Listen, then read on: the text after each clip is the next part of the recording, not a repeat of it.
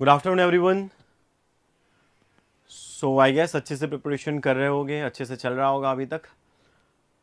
तो आज हम लोग डिस्कस करने वाले हैं अभी तक जो भी क्वेश्चंस पूछे गए आपके बैंकिंग में, एसबीआई में जो भी क्वेश्चंस पूछे गए हैं मेंस में, वो सारे क्वेश्चंस डिस्कस करेंगे।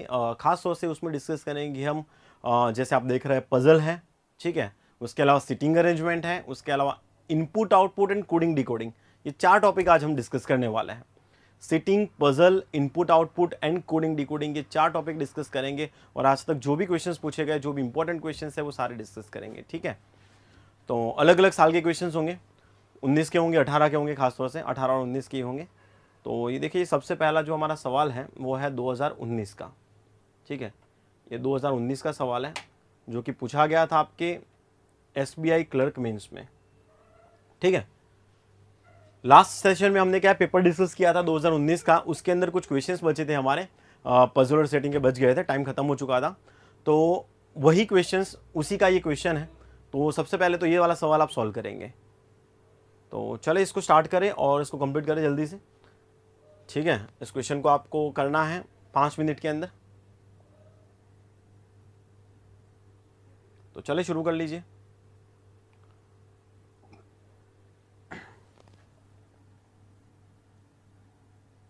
टाइम है आपके पास 5 मिनट। क्वेश्चन आपके सामने, तो स्टार्ट करें और ट्राई करें इसको कंप्लीट करने का। चले थोड़ा सा और टाइम दे रहा हूँ, 5.5 मिनट दे रहा हूँ,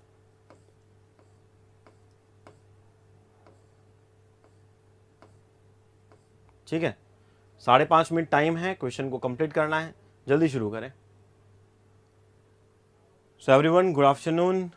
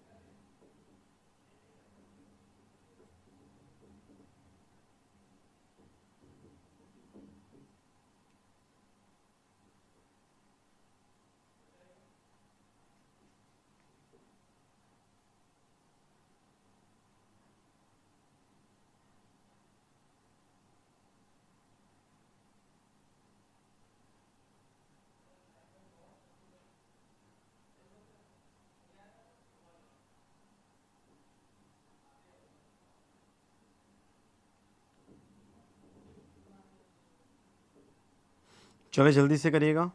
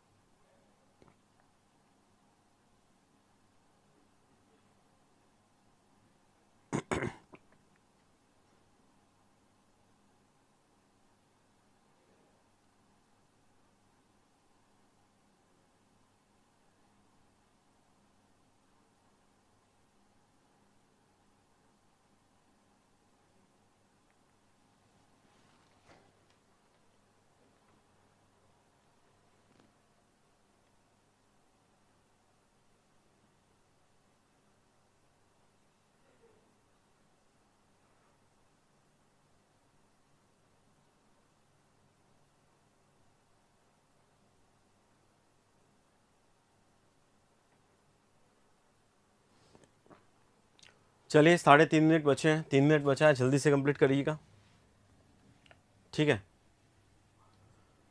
तो जैसे हमने बोला कि आज सिर्फ डिस्कस करेंगे पजल, सिटिंग अरेंजमेंट और इनपुट आउटपुट, ठीक है। वही सारे टॉपिक जो आपके इंपॉर्टेंट है एग्जाम पॉइंट ऑफ व्यू से, आज उन्हीं को डिस्कस करने वाले हैं।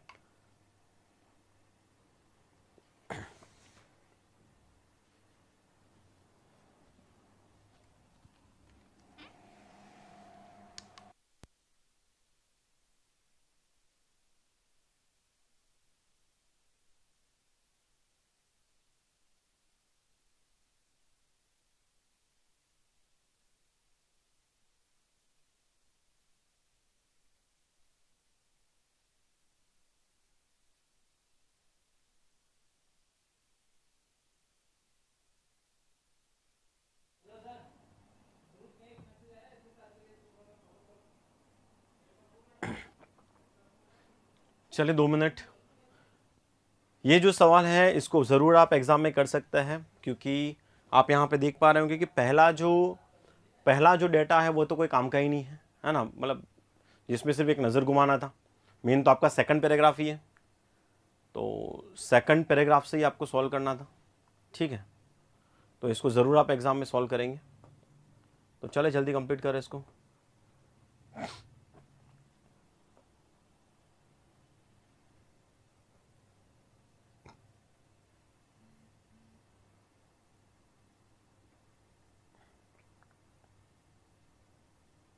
चलिए 1 मिनट बचा है, जल्दी करिएगा। किसी का हुआ? एनीवन?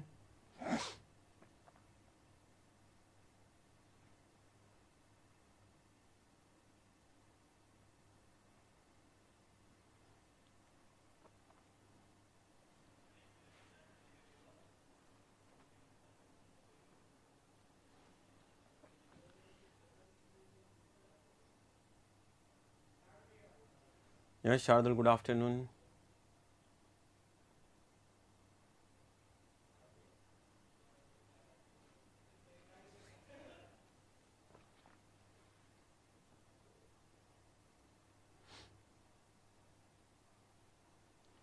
चले भाई जल्दी जल्दी, 30 सेकंड, ओनली 30 सेकंड लेफ्ट।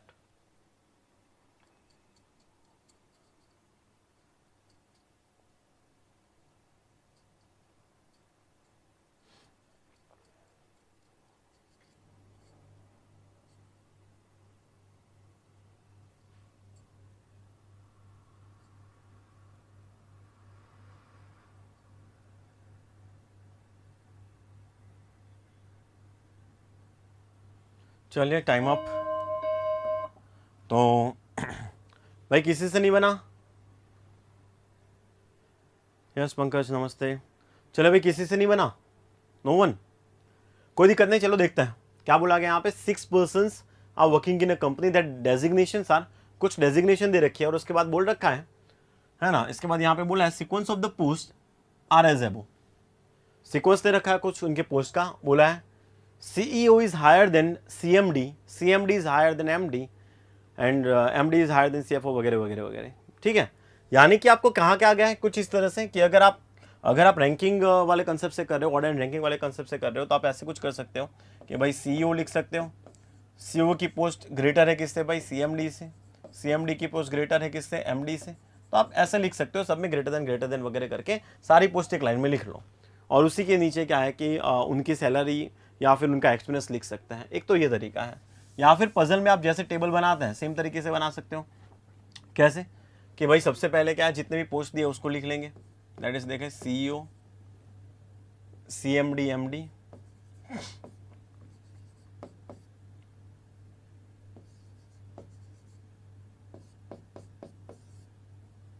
ठीक है। जो भी पोस्ट दे रखी है उसको हमने क्या कर दिया भाई, लिख लिया। अब पोस्ट को लिखने के बाद उनके सामने क्या लिखेंगे? उनका एक्सपीरियंस लिखेंगे, कितने साल का एक्सपीरियंस है, और दूसरा क्या लिखेंगे? एक्सपीरियंस के अलावा उनकी सैलरी लिखेंगे। ठीक है, तो इस तरीके से भी कर सकते हो। और जैसे हम पजल में टेबल बनाते थे सेम तरीके से हम टेबल बना लेंगे। ठीक है, अब चलिए शुरुआत करते हैं क्वेश्चन की। क्या दिया है? Only 2% designation is lower than the person whose annual salary is 7 lakh. भाई 7 लाख से सिर्फ 2 बंदों का डेजिग्नेशन कम है, तो देखो ये दोनों का डेजिग्नेशन कम है, यानी 7 लाख जो है आपका यहाँ पे आ जाएगा 7 लाख। ठीक है ना, 7 लाख से सिर्फ 2 बंदों का डेजिग्नेशन कम है। आप देख सकते हो हमने ये जो लिखा है ये सारा सीक्वेंस क्या है कि डेजिग्नेशन के हिसाब से ही लिखा है। ये लाइन में जो लिखा है आड़े टेढ़ा कुछ भी नहीं लिखा है, सीक्वेंस डेजिग्नेशन के हिसाब से ही हमने लिखा है। ठीक है, आगे बढ़ते हैं। तो आगे बोला है that as many posts above the person whose annual salary is 14 lakh as below the post of the person who has 7 year experience। बोला कि 14 लाख के ऊपर, 14 लाख के ऊपर उतने हैं जितने की 7 ईयर एक्सपीरियंस के नीचे हैं। यही कहना चाह रहे हैं, 14 लाख के ऊपर उतने बंदे हैं जितने की उस बंदे के नीचे जिसको क्या है कि भी 7 साल का एक्सपीरियंस है। आगे दिया है annual salary of CEO is 6 lakh. CEO का एनुअल सैलरी कितना है भाई? 6 लाख है। ठीक है,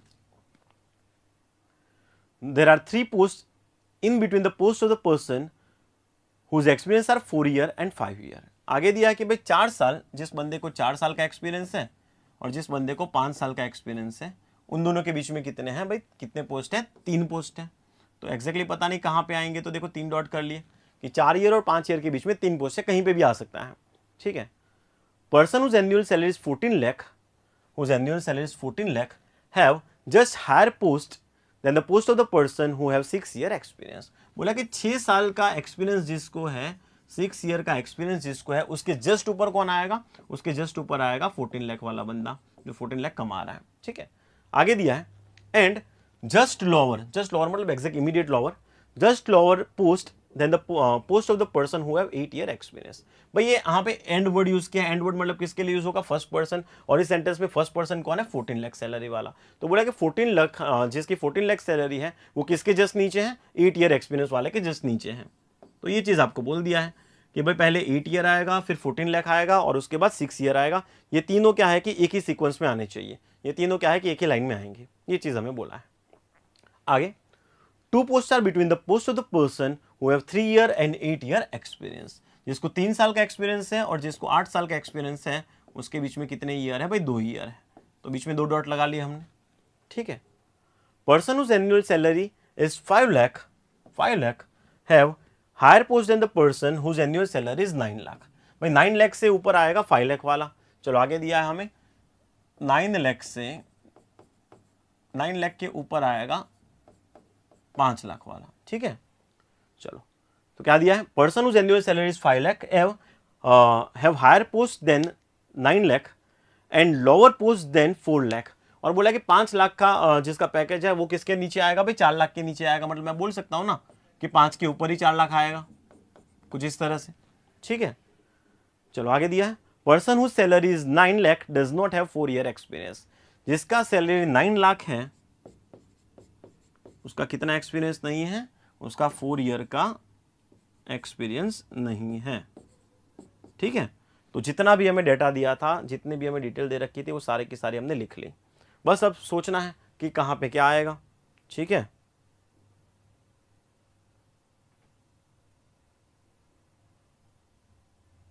चलो क्लियर है।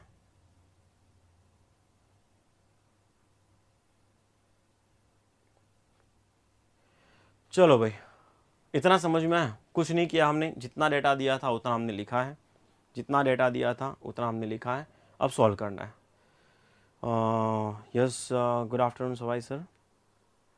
यस हिमालय। चलो भाई किसी का हुआ, अब जस्ट सोचते जाओ और कहाँ पे क्या फिल करेंगे उसको सोचना है। तो मेन चीज़ है शुरुआत कहाँ से करेंगे। ठीक है। मेन चीज़ है कि इस क्वेश्चन की शुरुआत कहाँ से करें। अब तो शुरुआत कहाँ से करनी चाहिए, क्या लग रहा है भाई, शुरुआत करनी चाहिए यहाँ पे 14 लाख से। शुरुआत करनी चाहिए यहाँ पे 14 लाख से। अब 14 लाख से क्यों, क्योंकि क्या बोला है देखो जरा, 14 लाख के ऊपर जितना उतना ही 7 ईयर एक्सपीरियंस के नीचे है। तो बताओ मुझे क्या 14 लाख इन दोनों जगह तो आ नहीं सकता था। अब 14 लाख यहाँ पे भी नहीं आएगा ना एमडी में, क्योंकि एमडी में अगर 14 लाख किया तो 7 ईयर आपका यहाँ पे आना चाहिए, तो वो भी पॉसिबल नहीं है। ना ही 14 लाख आपका यहाँ आ सकता है क्योंकि 7 ईयर यहाँ पे आना चाहिए। तो एक ही पॉसिबिलिटी बच गई हमारे पास कि अगर मैं 14 लाख यहाँ पे करता हूँ, अगर मैं 14 लाख यहाँ पे करता हूँ तो 14 लाख के ऊपर कितना है, 1 है। तो 7 ईयर के नीचे कितना हो जाएगा भाई, 7 ईयर के नीचे कितना हो जाएगा, 1 हो जाएगा। या वाइस वर्सा भी हो सकता है कि 14 लाख यहाँ पे आए और 7 ईयर यहाँ हो जाए। ठीक है ना, इतना समझ में आया। तो यहाँ पे हमारे पास फिक्स हो रहा है फिलहाल कि भाई 14 लाख यहाँ होगा, 7 ईयर यहाँ होगा। बोला है 14 लाख के ऊपर जितना उतना ही 7 ईयर के नीचे। तो 14 लाख के ऊपर 1 है तो 7 ईयर के नीचे 1 हो जाएगा। ठीक है ना।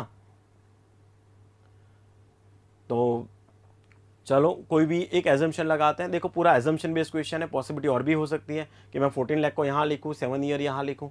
ठीक है। तो पॉसिबिलिटी काफ़ी सारी हो सकती है, कोई भी एक जगह से हम एजम्पशन लगाते हैं।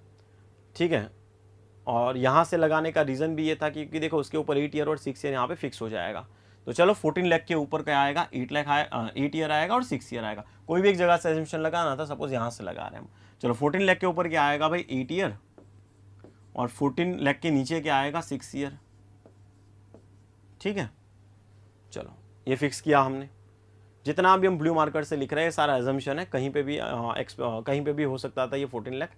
ठीक है। जैसे मैंने आपको 2 जगह बताई, दोनों में से कोई भी जगह पे हो सकता था। फिलहाल एक एजम्पशन लगा के चल रहे हैं। चलो आगे देखो जरा क्या बोला है, 9 लाख के ऊपर 5 लाख, 5 लाख के ऊपर 4 लाख। तो देखो यहाँ पे अगर 9 लाख लिख रहा हूं तो यहाँ पे 5 आ जाएगा और यहाँ पे 4 आ जाएगा। चलो 9 लाख, 9 लाख के ऊपर 5 लाख और 5 लाख के ऊपर 4 लाख।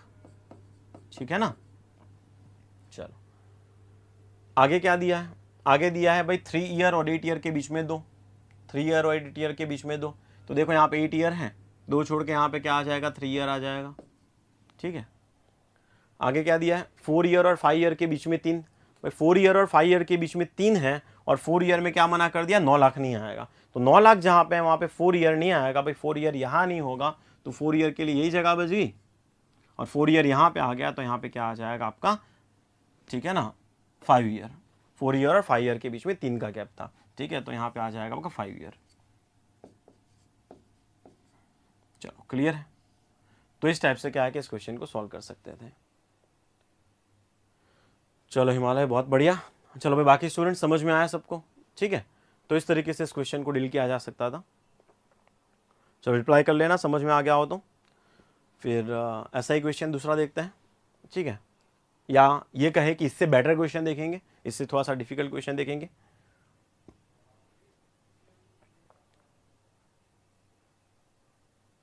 यस नीलम गुड आफ्टरनून।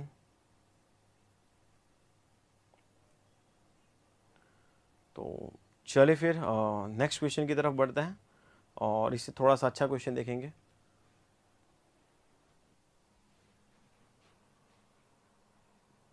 अब देखिए आपके पास कुछ सवाल है यहाँ पे, ठीक है। आपके पास यहाँ पे क्या है कि कुछ सवाल है। तो ये जो सवाल दिए गए हैं इसको आप देख लीजिएगा, स्क्रीनशॉट ले लीजिए, इसको आप सॉल्व कर लेना, ठीक है।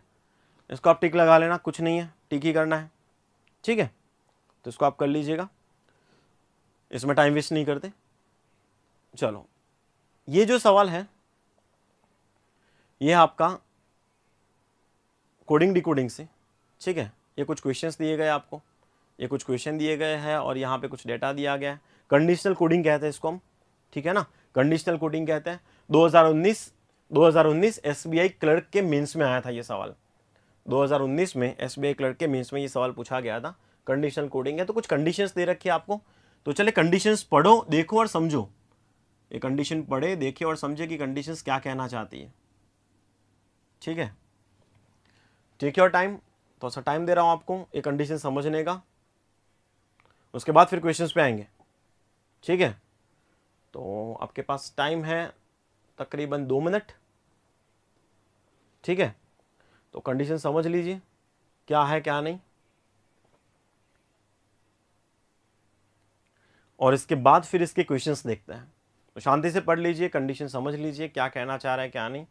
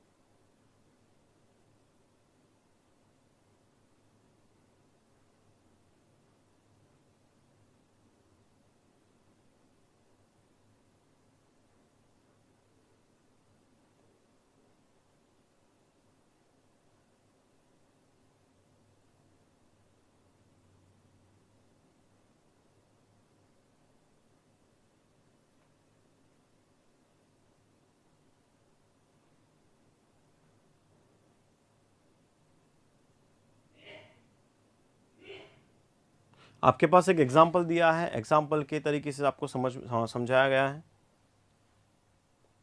ठीक है। एग्जाम्पल के साथ आपको समझाया गया है। तो अगर पूरा नहीं पढ़ते, सिर्फ ये एग्जाम्पल देख रहे हो ना, ये एग्जाम्पल कि भाई 2 to 5 देख लिया आपने या 6 5 7 देख लिया, यहाँ से भी आपको समझ में आ जाएगा कि ये क्या कहना चाह रहा है, ठीक है।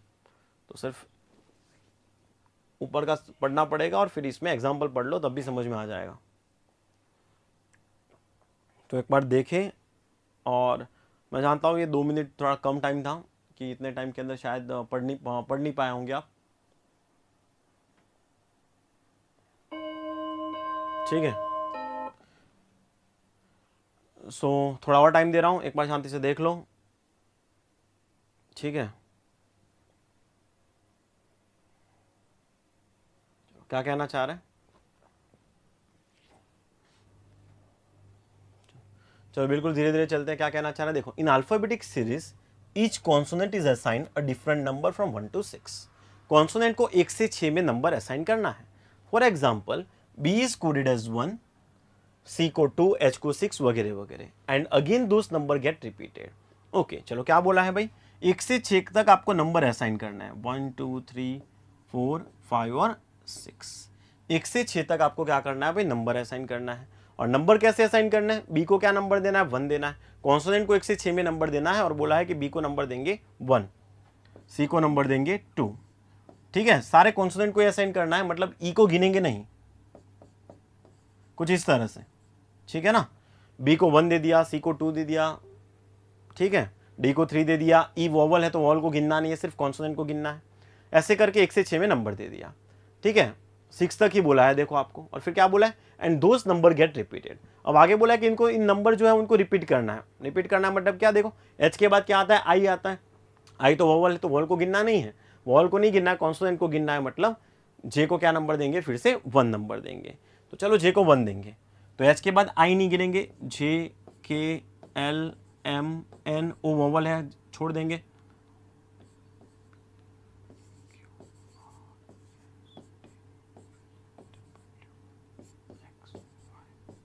ये चीज भूल दी आपको, कैसे करके कुछ नंबर दे दीजिए। ठीक है ना, ऐसे करके सबको नंबर दे दीजिए। जैसे अगर बी वर्ड लिखा है, जे वर्ड लिखा है, तो उसका कोड क्या हो जाएगा, 1 हो जाएगा। ठीक है ना, क्यू लिखा है, एक्स लिखा है, तो उसका कोड 1 हो जाएगा। तो ये पहला सेंटेंस समझ में आ चुका होगा। आगे, and for the codes of vowel starts from the numeric code of Z. Vowel का कोड कहां से शुरू करना है भाई, जेड से शुरू करना है। वोवल का कोड कहां से शुरू करना है, जेड से करना है। अब वोवल हमारे पास कितने कितने हैं भाई, ए आई ओ यू, तुषार कपूर है हमारे पास वोवल के लिए। ठीक है ना, तो बोला है कि वोवल का कोड जेड से शुरू करना है, और क्या बोला है, if the code of Z is 2 then the code of the vowel A is 2। Z का कोड अगर 2 है तो ए का कोड भी क्या हो जाएगा, 2 हो जाएगा। तो यहां पे जेड का कोड कितना है, 3 है भाई। जेड का कोड 3 है तो ए का कोड कितना हो जाएगा, 3। फिर आगे बढ़ लो। ठीक है ना, कुछ इसी तरह से बोला है। देखो, code of E is 3 and so on. Not code of vowel lies in the range of 1 to 7। देख सकते हो कि भाई वोवल का कोड क्या है, 1 to 7 में ही गया है हमारा। तो ये भी समझ में आ चुका होगा। ठीक है, तो इतनी चीजें दे रखी थी पहले पैराग्राफ में। भाई पहला पैराग्राफ सबको समझ में आ गया, इतनी चीजें सबको समझ में आ गई होगी आई गेस। ठीक है, नेक्स्ट पैराग्राफ की तरफ बढ़ते हैं। तो नेक्स्ट पैराग्राफ में क्या दिया है, नेक्स्ट पैराग्राफ में दिया है, besides the above information, following operations are to be applied for coding the words given are the same, then the digit of the letter having higher place value in the English alphabet will be changed to percentage। ठीक है, अगर ये पूरा sentence समझ में नहीं आया है तो आपको एक एग्जाम्पल दिया है, एक एग्जाम्पल दिया है, उससे समझेंगे। If the code of word is 225, अगर कोई वर्ड है जिसका क्या है कि वैल्यू क्या है भाई, सपोज 225 है, 225।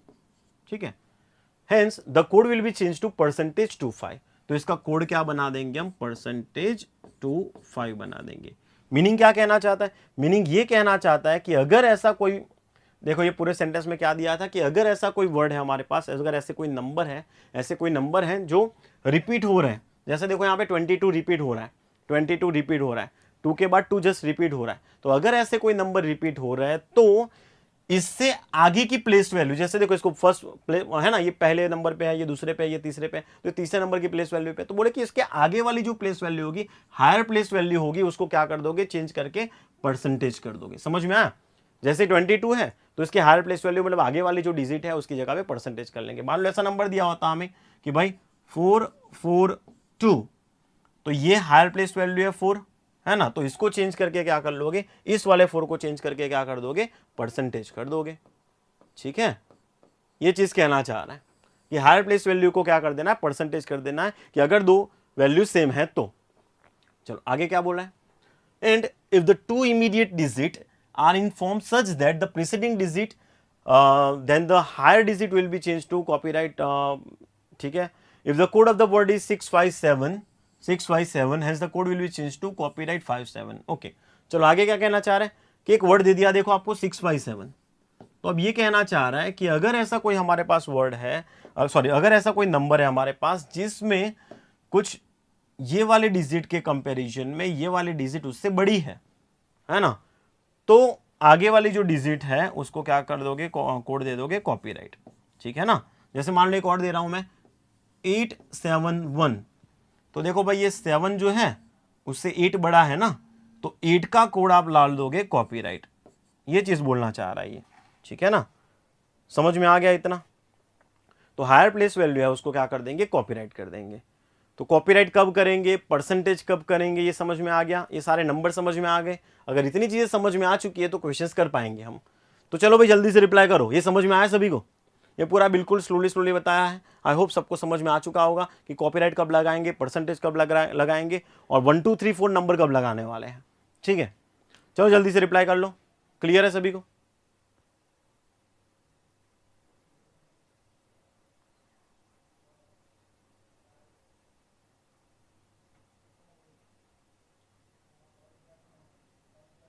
Yes, this is percentage 42.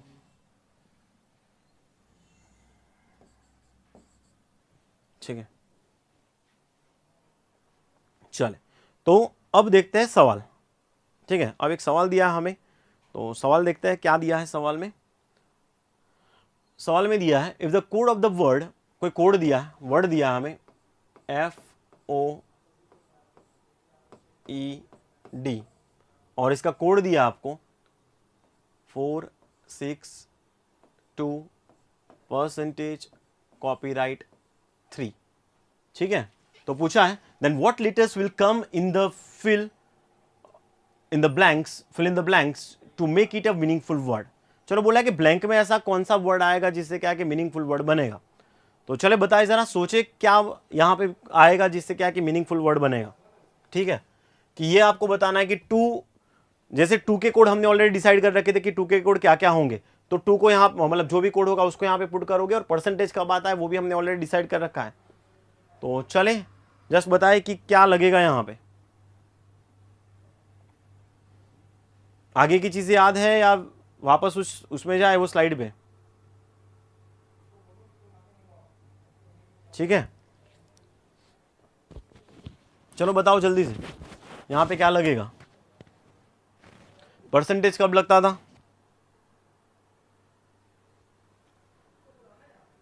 सबसे पहले तो देखो यहाँ पे कॉपीराइट दिया है, यहाँ पे 3 दिया है. कॉपीराइट कब लगता था? जब सेम वैल्यू हो, जब वैल्यू क्या है कि इंक्रीज कर रही हो तभी लगता था. मतलब ई जो है वो अपना 4 पे होगा. ये है क्या, देख लो जरा, ये अपना कहाँ पे होना चाहिए, 4 पे होना चाहिए. समझ रहे हो ना. कॉपीराइट कब लगता था, देखो जरा कॉपीराइट कब लगता था. कॉपीराइट तब लगता था जब यहाँ के कंपेरिजन में इसका वैल्यू एक बड़ा हो. ये 5 है तो ये 6 होना चाहिए था. तो यहाँ पे देखो जरा, ये आपका 3 है तो ये 4 होना चाहिए था. भाई देख लो वहां पे पीछे की तरफ देख लिया हमने कि ई का वैल्यू 4 ही है. ठीक है, अब ये 4 है तो ये भी कितना होना चाहिए था, 4 ही होना चाहिए था. क्यों 4? क्योंकि देखो जरा परसेंटेज कब लगाते थे, जब ये दोनों वैल्यू सेम आए. ये दोनों वैल्यू सेम आए तभी परसेंटेज लगा देते. मतलब कि यहां पे आपका वैल्यू कितना होना चाहिए था, 4 ही होना चाहिए था. ठीक है, तो अब जस्ट देखो सबसे पहले तो कि 4 वाले हमारे पास कौन कौन से हैं. ठीक है, यहां पे आपका 2 दिया है. चलो 2 भी देखना है कि 2 किसका वैल्यू का. देखो जैसे 4F का होना चाहिए था, 6O का होना चाहिए था. तो क्या देख लो है, देखो 4F में है और 6 जो है आपका H में है, मतलब वो है हमारा, है ना. तो अब यहां पे देखो 2 दिया है तो 2 में क्या होना चाहिए था. ठीक है ना, 6 में होना चाहिए. तो देखो 6 में O है. अब 2 दिया है तो 2 किस पे आ सकता है, 2 के लिए आ सकता है आपका CKRY. 2 में क्या आ सकता है, CKRY. 2 में इतने लेटर आ सकते हैं आपके. कौन कौन से आ सकते हैं यहाँ पे, यहाँ पे आ सकता है CKR या Y आ सकता है. और परसेंटेज में क्या आ सकता है, 4 वाला. अब 4 वाला कौन सा है उसको देख लो जरा. 4 वाला कौन सा है आपका, FMT और E. FMTE इतने आ सकते हैं यहाँ पे. कौन कौन आ सकते हैं, FMTE इतने आ सकते हैं. ठीक है, बस अब सोच लो कौन सा ऑप्शन लगेगा इसके बेसिस पे. ठीक है, इसके बेसिस पे सोचो जरा कौन सा ऑप्शन लग सकता है. ऐसा कौन सा ऑप्शन है जिसमें ये चीज इंक्लूड हो रही है. जैसे देखो यहां पे क्या बताया मैंने, FMT आना चाहिए. FMT तो देखो यहाँ पे L दिया है, यहाँ पे D दिया है, L और D वाले ये दोनों तो ऑप्शन कैंसिल आउट ही हो जाएंगे, है ना L आएगा ना D आएगा। तो या तो वहाँ पे F आना चाहिए था, M आना चाहिए था, T आना चाहिए था, E आना चाहिए था। तो ये दोनों तो ऑप्शन कैंसिल आउट हो गए। अब बच गया आपके पास ऑप्शन A और बच गया ऑप्शन C, ठीक है ना। ऑप्शन A बचा, ऑप्शन C बचा। लेकिन जब ऑप्शन C की बात करते तो देखो यहाँ पे आगे E दिया है, E, और आगे की तरफ क्या आना चाहिए था, CKRY, CKRY में से कुछ आना चाहिए था। तो CKRY तो है नहीं, मतलब ये ऑप्शन भी कैंसिल हो गया, ठीक है ना। तो ऑप्शन बच गया हमारे पास A। क्या बन जाएगा वर्ड, फॉर्म, FORMED। भाई समझ में आ गया सभी को, ठीक है, क्लियर एवरीवन। फॉर्म आंसर बन जाएगा। चलो क्वेश्चन 7 का आंसर दीजिए। तो ये कंडीशनल कोडिंग है, आपके SBI क्लर्क मेंस में पूछी गई थी, SBI क्लर्क मेंस में पूछी गई थी।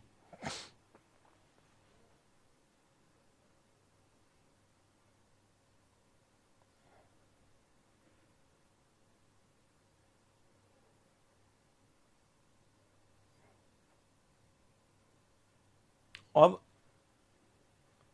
चलो क्वेश्चन 7 देखो, ये कुछ कोड दिया है ना, और पूछा है कि ये जो कोड है कौन से वर्ड के लिए लगेगा, कौन से वर्ड के लिए लगेगा। तो इसको जब सॉल्व करने बैठ रहा ना, तो थोड़ा सोच समझ के करना है, ऐसा नहीं कि डायरेक्टली पहले लाइन से शुरू कर लिए, पहले लाइन से नहीं करना है। देखो यहाँ पे KD KD KD ये तीनों में सेम है, तो या तो आप लास्ट फोर्थ चेक करो, लास्ट फोर्थ मतलब कॉपीराइट, या तो इसको चेक कर लो, ठीक है। देखो यहाँ पे FF सेम है, मतलब ये आंसर होने के चांसेस है ही, ये शायद ऑप्शन कैंसिल आउट हो सकता है। तो T को देखो कि T का कोड 4 है कि नहीं, उसको चेक करो जरा, T का कोड 4 है कि नहीं उसको चेक करेंगे सबसे पहले। तो क्या T का कोड 4 है, T का कोड 4 है, हाँ बिल्कुल है। तो F का कोड 4 है, हाँ जी बिल्कुल है। मतलब तीनों ऑप्शन हमारे स्टार्टिंग से देखोगे तो सही लग रहे होंगे, ठीक है ना।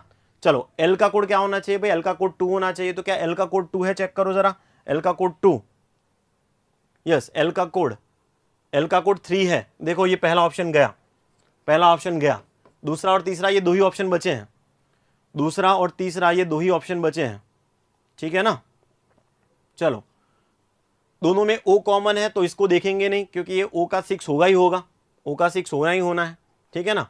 अब देखो यहाँ पे दिया है 2 के आगे कॉपीराइट। अब कॉपीराइट कब आता था उसको याद होना चाहिए, कॉपीराइट उसके आगे वाला वैल्यू हो, कॉपीराइट उसके आगे वाला वैल्यू हो। जैसे यहाँ पे 2 है तो यहाँ पे क्या होना चाहिए भाई, 3 होना चाहिए, तभी जाके कॉपीराइट आएगा, तभी क्या है कॉपीराइट आएगा। इतना क्लियर है ना। तो K का वैल्यू कितना था, 2 था, K का वैल्यू 2 था, तो यहाँ पे A का वैल्यू कितना होना चाहिए, 3 होना चाहिए, या फिर S का वैल्यू कितना होना चाहिए, 3 होना चाहिए। अगर ये है तो हो सकता है, ठीक है ना। अगर S का वैल्यू 3 है और A का वैल्यू 3 है तो ये आंसर हो सकता है। तो चला चेक करो, S का वैल्यू कितना, S का वैल्यू 3 है, यस चेक कर सकते हो। S का वैल्यू कितना है भाई, 3 है, और A का वैल्यू भी कितना है, 3 है, मतलब दूसरा भी सही है, तीसरा भी सही है। समझ में आ रहा है, दूसरा और तीसरा दोनों सही है, तो आंसर बन जाएगा ऑप्शन C। चलो भाई कोई दिक्कत, क्लियर हो रहा है क्या कर रहे हैं क्या नहीं, यस क्लियर है सबको।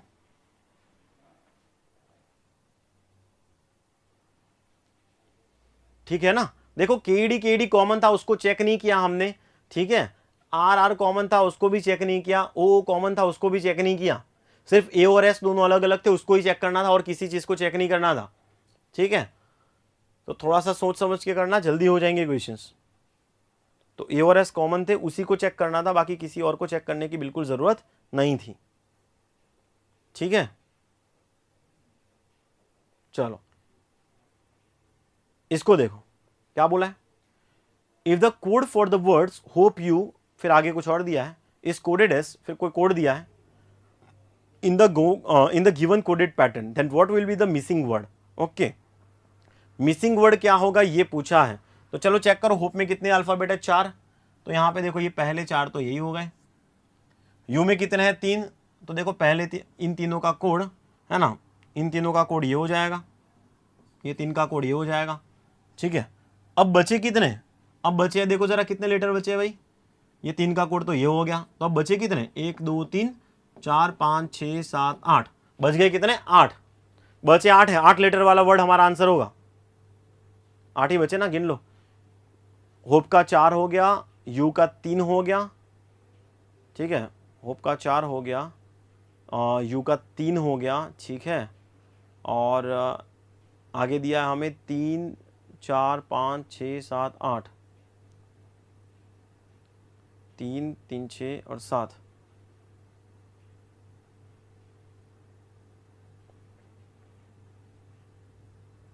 ठीक है।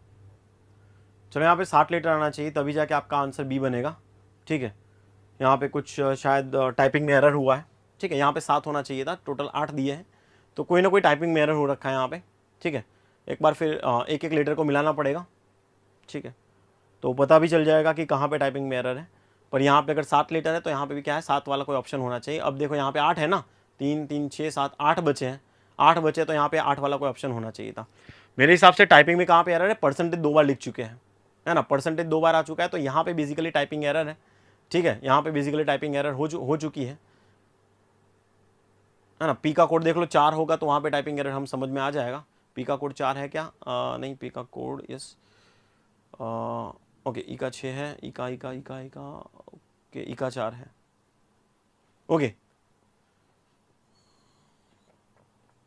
चलो कोई दिक्कत नहीं, आगे बढ़ते हैं नेक्स्ट सवाल की तरफ। यहाँ पे 7 लेटर है तो यहाँ पे 7 वाला ही आंसर होना चाहिए था, यहाँ पे 8 लेटर है तो 8 वाला ही आंसर होना चाहिए था, तो नंबर ऑफ, तो ऑप्शन में कुछ दिक्कत है, तो एक और ऑप्शन होना चाहिए था कि नन ऑफ दिस, ऐसे करके, ठीक है।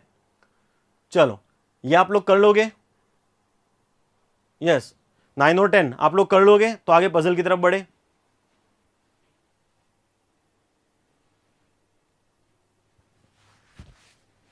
ठीक है,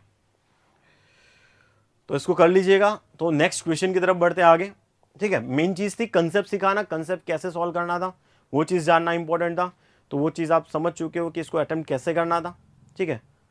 तो चले फिर आगे बढ़ते हैं क्वेश्चन नंबर 11 की तरफ। चलो इनपुट आउटपुट है, इनपुट आउटपुट बहुत सिंपल सा है, इनपुट आउटपुट है, आपके पास टाइम है 1 मिनट, वो भी ज्यादा है,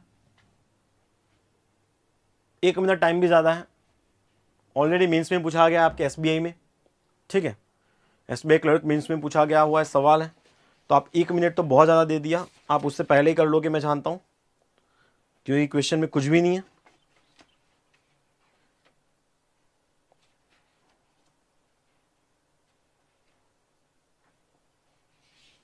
तो चले सॉल्व करें और आंसर बताएं।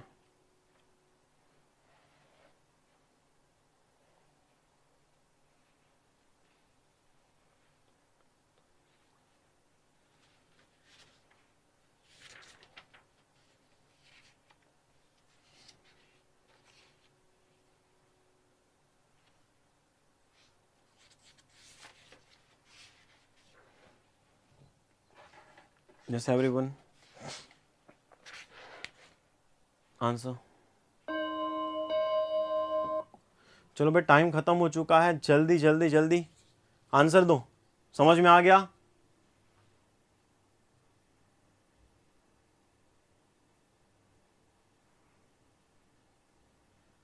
चलो डन ना, ओके, बीना, भावना, ओके, चलो बढ़िया, नीलम, ओके, चलो बहुत सही। तो क्वेश्चन में कुछ भी नहीं था, देख सकते हो आप, ये इतना बेकार सा क्वेश्चन आपके नॉर्मल केस में प्रीलिम्स में भी नहीं देखा जाता, प्रीलिम्स में भी कई बार इससे थोड़े अच्छे क्वेश्चन आते हैं, हालांकि बहुत बेकार सा क्वेश्चन है। देखो क्या दिया है यहाँ पे, सबसे पहले फर्स्ट स्टेप में क्या किया है भाई, असेंडिंग ऑर्डर में अरेंज किया है, नंबर को क्या किया असेंडिंग ऑर्डर में, जैसे यहाँ पे देखो 3 8 4 6 है ना, तो 3 से बड़ा 4, 4 से बड़ा 6, 6 से बड़ा 8 लिखा है। सेम वे देखो 9 2 3 1 है, तो 1 से बड़ा 2, 2 से बड़ा 3, 3 से बड़ा 9, तो 1 2 3 9, तो with in the number digit को क्या किया है असेंडिंग ऑर्डर में अरेंज किया, विद इन द नंबर क्या है कि असेंडिंग ऑर्डर में अरेंज किया डिजिट को, ठीक है। सेकंड स्टेप की बात करें, सेकंड स्टेप को फर्स्ट स्टेप में से लिखा जाता है, आप लोग जानते ही हो, और सेकंड स्टेप को किया गया असेंडिंग ऑर्डर में अरेंज। असेंडिंग ऑर्डर कैसे, ये जितने भी नंबर हैं सारे नंबर को असेंडिंग ऑर्डर में अरेंज किया है, नंबर को क्या किया है असेंडिंग ऑर्डर में अरेंज किया है, ठीक है ना, नंबर को क्या किया है असेंडिंग ऑर्डर में अरेंज किया है, यहाँ पे नंबर को असेंडिंग ऑर्डर में अरेंज किया है, और फर्स्ट स्टेप में क्या था ठीक है, फर्स्ट स्टेप में क्या था, आपके डिजिट को असेंडिंग ऑर्डर में अरेंज किया था। ठीक है, यहाँ पे नंबर को असेंडिंग ऑर्डर में अरेंज किया है।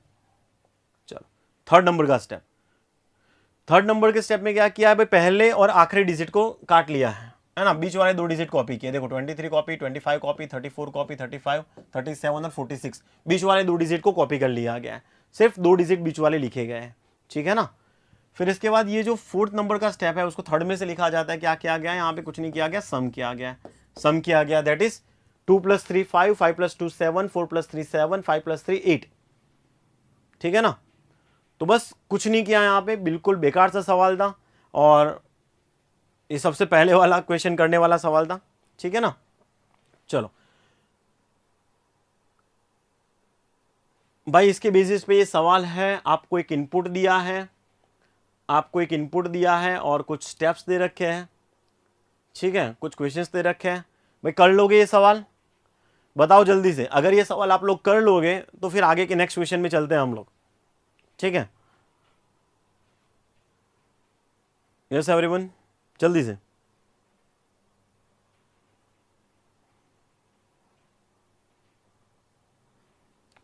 सबको बताइए ना क्या करना है, ये इनपुट दिया है, सारे स्टेप एज इट इज लिखोगे, सारे स्टेप एज इट इज लिखोगे, जैसे आगे था, आगे आपके 4 स्टेप लग रहे थे, तो सेम तरीके से वो सारे स्टेप यहाँ पे लिखेंगे और लिखने के बाद इन क्वेश्चंस का आंसर करोगे। ठीक है, और इसके आंसर करोगे। चलो बढ़िया, फिर कर लीजिएगा। आप लोगों के लिए क्वेश्चन छोड़ रहा हूँ, स्क्रीनशॉट लेना चाहो ले लीजिएगा, 11 से 13। और चलो नेक्स्ट सवाल की तरफ बढ़ते हैं अब। इनपुट आउटपुट वंस अगेन, ये अच्छा क्वेश्चन है कंपैरेटिवली, तो इसके लिए मैं आपको टाइम देना चाहूंगा 3 मिनट। इसके लिए आपको टाइम दूंगा मैं 3 मिनट। ठीक है, चलो थोड़ा और टाइम दे देते हैं, 4 मिनट दे रहे हैं, 4 मिनट टाइम है आपके पास।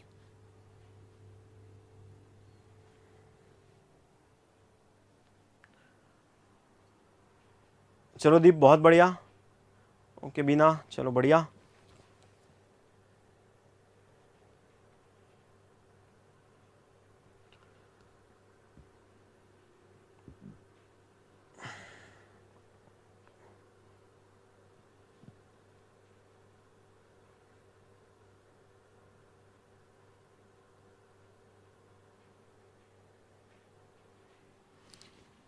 चलिए ट्राई करना, कम से कम टाइम में इसको कर सकूं। अच्छा सवाल है, सोच समझ के करना है।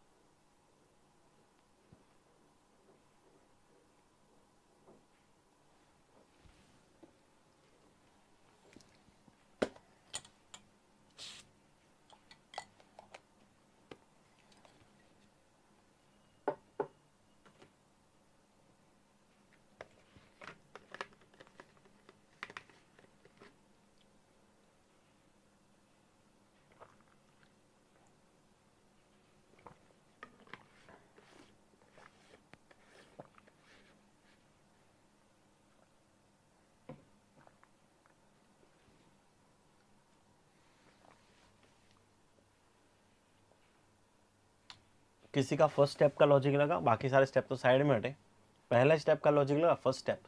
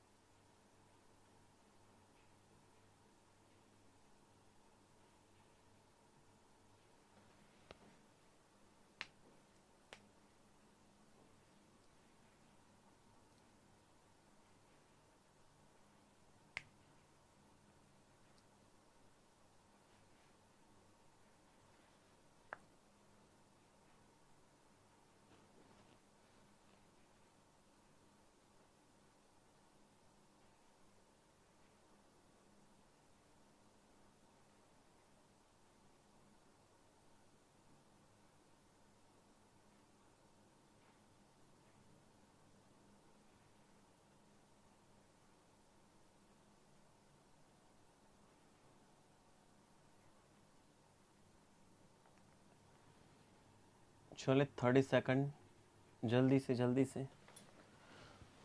ओके, यस सॉरी सर, आपका, चले सर आपका बिल्कुल सही है लॉजिक। फर्स्ट स्टेप का सवाई सर बिल्कुल सही। +4 -4 +3 -3, चलो बढ़िया। चलो स्टेप नंबर 2 का किसी का लॉजिक? यस चलो भाई सब लोग जल्दी जल्दी, 10 सेकंड 10 सेकंड।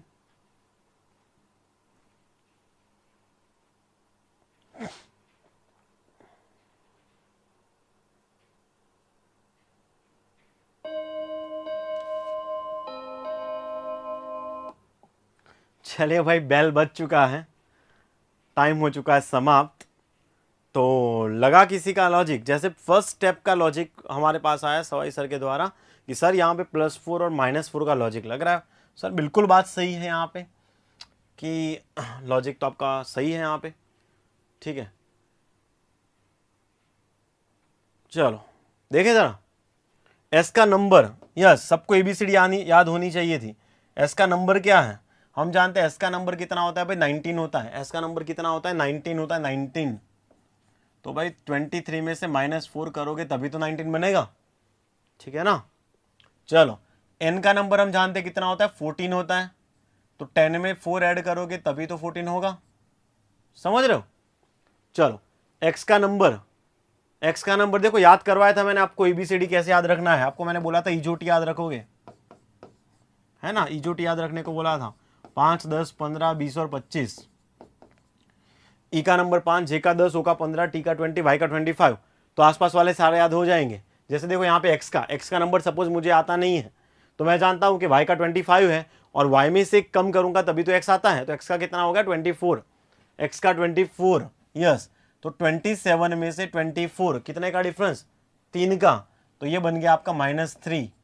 चलो वी का नंबर होता है 22, वी का नंबर होता है 22, ये लिखा है 19। 19 से 22 जाने में +3,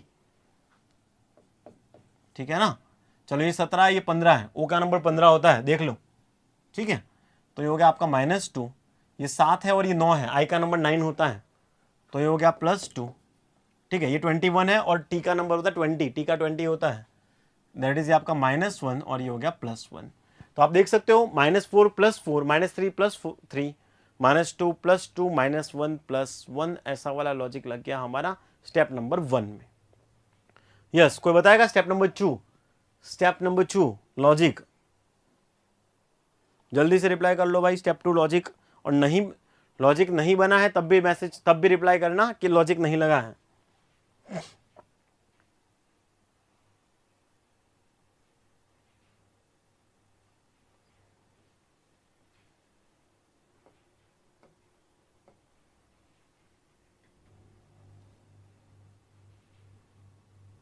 यस जल्दी से स्टेप 2।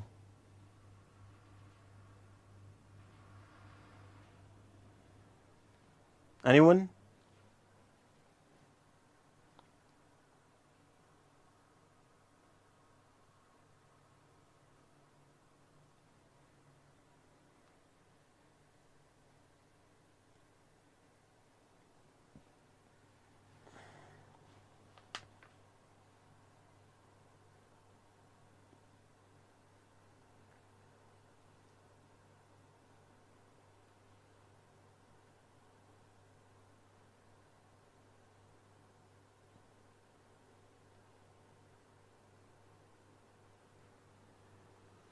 यस बिल्कुल सही, बिल्कुल सही। -1 लॉजिक लग रहा है, -1, बिल्कुल सही बात है। यहाँ पे -1 लॉजिक लग रहा है। देखो जरा एक्स का नंबर कितना होता है? 24 होता है। एक्स का नंबर हम जानते हैं 24 है, 24 में से एक कम किया 23, ऐसे क्रॉस में माइनस लग रहा है, ठीक है ना। वी का नंबर 22 है, 22 में से एक कम किया 21, कुछ इस तरह से लॉजिक लग रहा है, ऐसे क्रॉस में -1। सेम में देखो एस का नंबर 19 और ये 18, तो ऐसे 19 में से एक कम 18, और ये 14 है और ये 13 है, मतलब एक कम यहाँ पे, समझ रहे हो। SNXV कुछ इस तरह से यहाँ पे आपका हो गया 23, 21, 18, 13, और सभी में लग चुका आपका -1। क्लियर? तो क्रॉस में क्या हो रहा है? यहाँ पे -1 हो रहा है, ठीक है।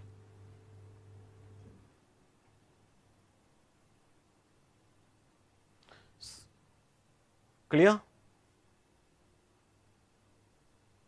चलो सेम वे यहाँ पे भी देखो, OITP और यहाँ पे हमारे पास हमारे पास यहाँ पे बचा हुआ है 19, 15, 14 और 8। ठीक है, चलो आई में एक कम किया, आई का नंबर होता है 9, 9 में से कम किया 8, ओ का 15 होता है, 15 में से कम किया 14। ठीक है ना, टी का 20, 20 में से कम किया यहाँ पे, और यहाँ पे 16 में से कम किया 15। तो कुछ इस तरह से लॉजिक लगे हैं आपके। ठीक है, तो दोनों जगह पे -1 लगा है। चलो स्टेप नंबर 3, यस जल्दी से logic, step number 3, step number 3। देखो नंबर कम हो रहा है, नंबर छोटे हो रहा है, और छोटे नंबर तभी होता है जब डिवाइड किया जाए या माइनस किया जाए। चलो हिंट भी दे दिया है, छोटे नंबर तभी हो पाते हैं जब डिवाइड किया जाए या तो माइनस किया जाए। तो हुआ है कुछ डिवाइड या माइनस, कोई भी चीज का डिवीजन या कोई भी चीज का सब्सट्रैक्शन हुआ है यहाँ पे?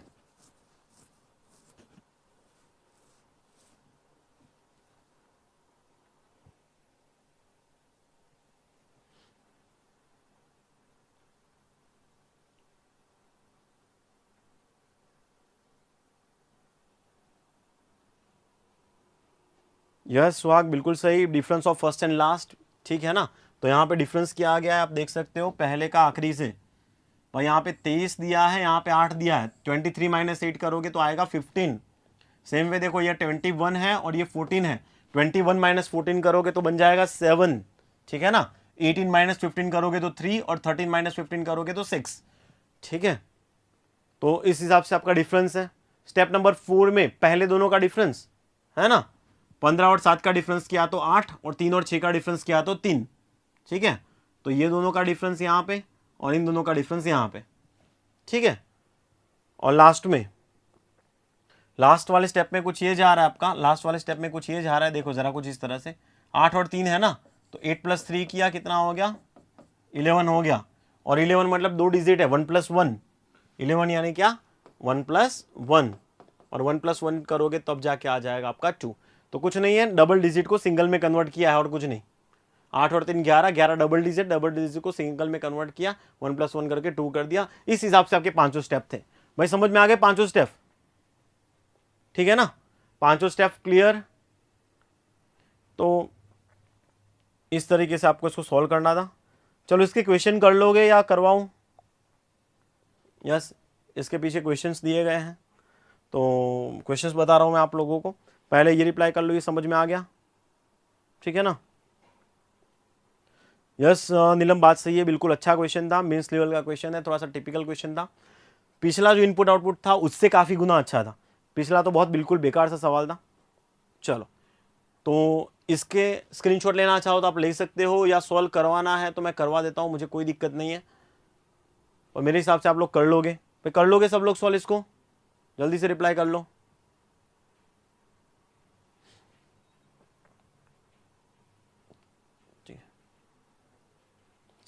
आई होप सबको समझ में आ गया होगा, और आई गेस कर भी लोगे ये क्वेश्चंस।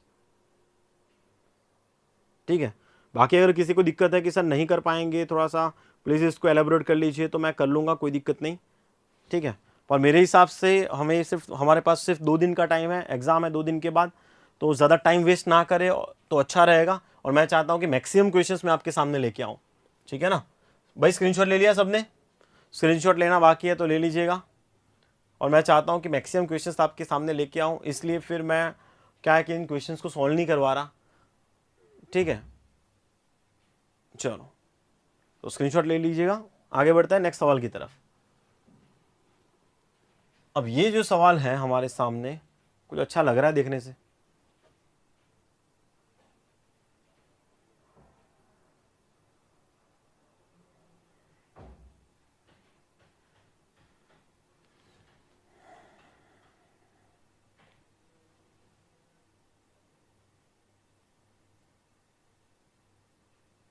चलिए सॉल्व करेगा इसको, एक अच्छा सवाल लग रहा है, सीटिंग अरेंजमेंट का सवाल है, सिर्फ 6 बंदे दिए हैं, लेकिन फिर भी पॉसिबिलिटी काफ़ी सारी है आपके सामने। ठीक है ना, पॉसिबिलिटी बहुत सारी दिख रही है आपको, तो इसके लिए मेरे हिसाब से मुझे टाइम देना पड़ेगा, क्वेश्चन कुछ टाइम टेकिंग लग रहा है हमें भी। तो कितना टाइम चाहिए होगा आपको?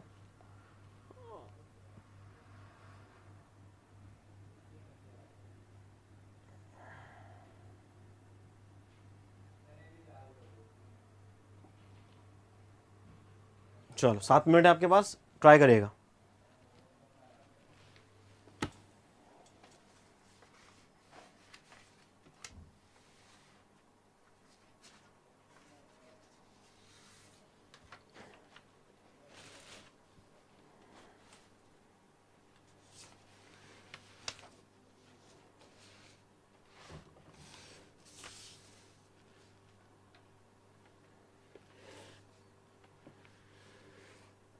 ये लास्ट ईयर का क्वेश्चन है, एसबीआई क्लर्क मीन्स पूछा गया था लास्ट ईयर में, ठीक है। तो अच्छा क्वेश्चन है, ट्राई करिएगा।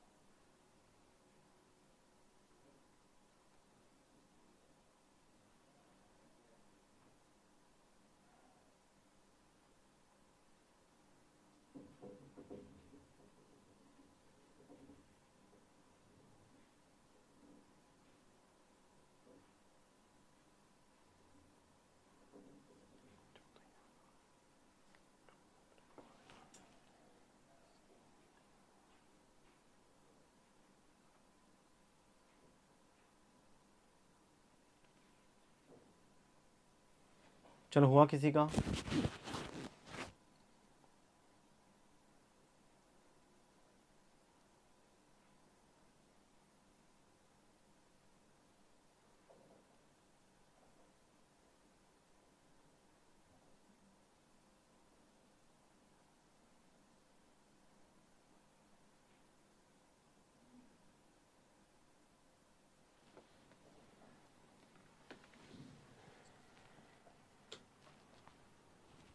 चलो भाई, किसी का हो गया? आई नो टाइम लेगा, अच्छा क्वेश्चन है।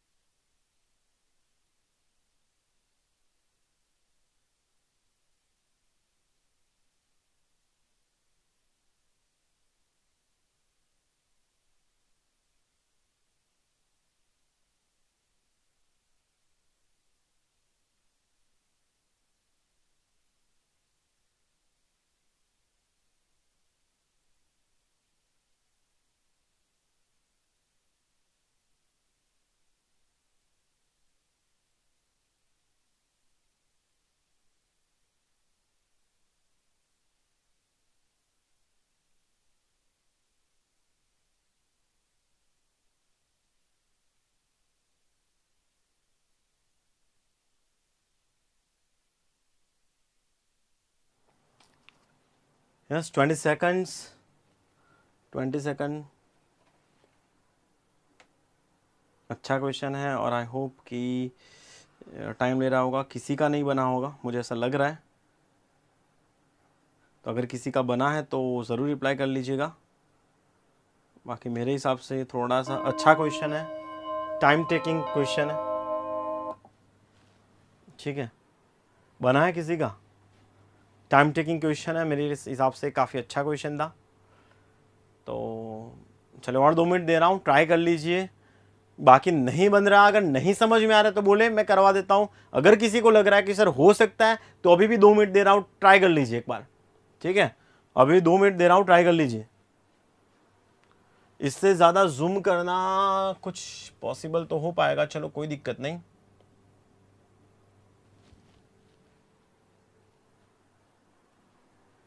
चलो ट्राई कर लो, कोई दिक्कत नहीं है ना। जिस जगह पे जिस क्वेश्चन में टाइम देने की ज़रूरत लग रही है उसमें दे रहा हूँ, तो इसको ट्राई कर लीजिए एक बार, ठीक है।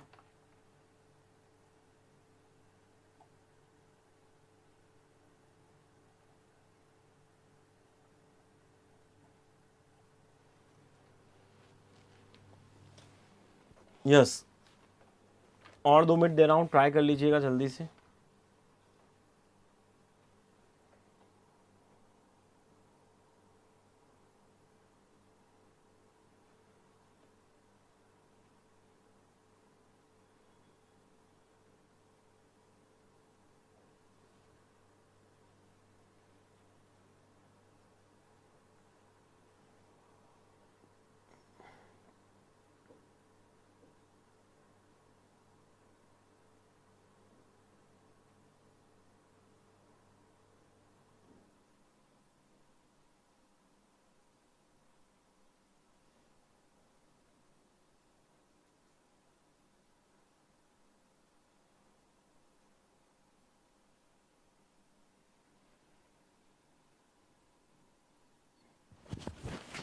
चलिए लास्ट मिनट,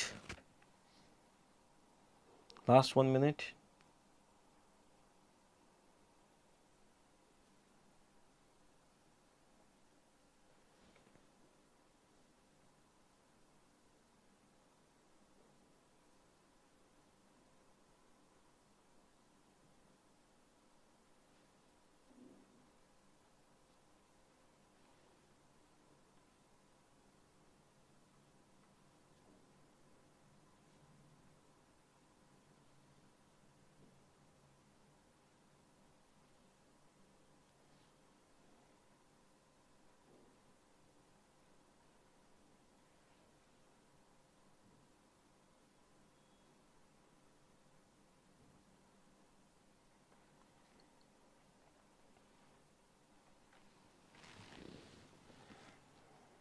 चलिए भाई, किसी का बना, किसी का भी।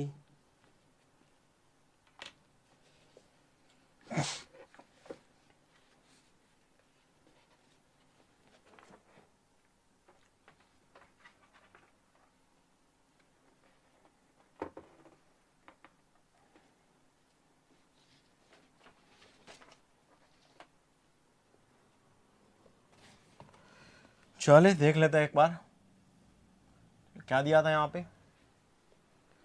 चले नीलम बहुत बढ़िया, दीप बहुत बढ़िया, बीना बढ़िया। चलो देख लेते हैं क्या बोला है। 6 persons are sitting in a row, some of them are facing north, some are facing south. Different age दे रखी है इनकी। और यस एक सेंटेंस दिया है, person whose age is even number does not sit immediate right of person whose age is even number. चलो क्या कहना चाह रहे हैं, जिसकी एज इवन नंबर है वो किसी person whose age is even number does not sit immediate right of even number. बोला है कि इवन के, ठीक है, क्या कहना चाह रहे हैं, इवन के जस्ट राइट में इवन नहीं होगा, इवन के राइट में इवन नहीं होगा, ये कहना चाह रहा है। ठीक है, person whose age is even number does not sit immediate right of person whose age is even number. चल अब मेन डेटा पे चलता है, मेन डेटा पे चलता है। तो आई होप इतना साइज इनफ होगा, क्लियरली विजिबल होगा ये। ठीक है, तो मेन डेटा पे चलते हैं। डेटा क्या कहना चाह रहे हैं, 2 person sits between P and T.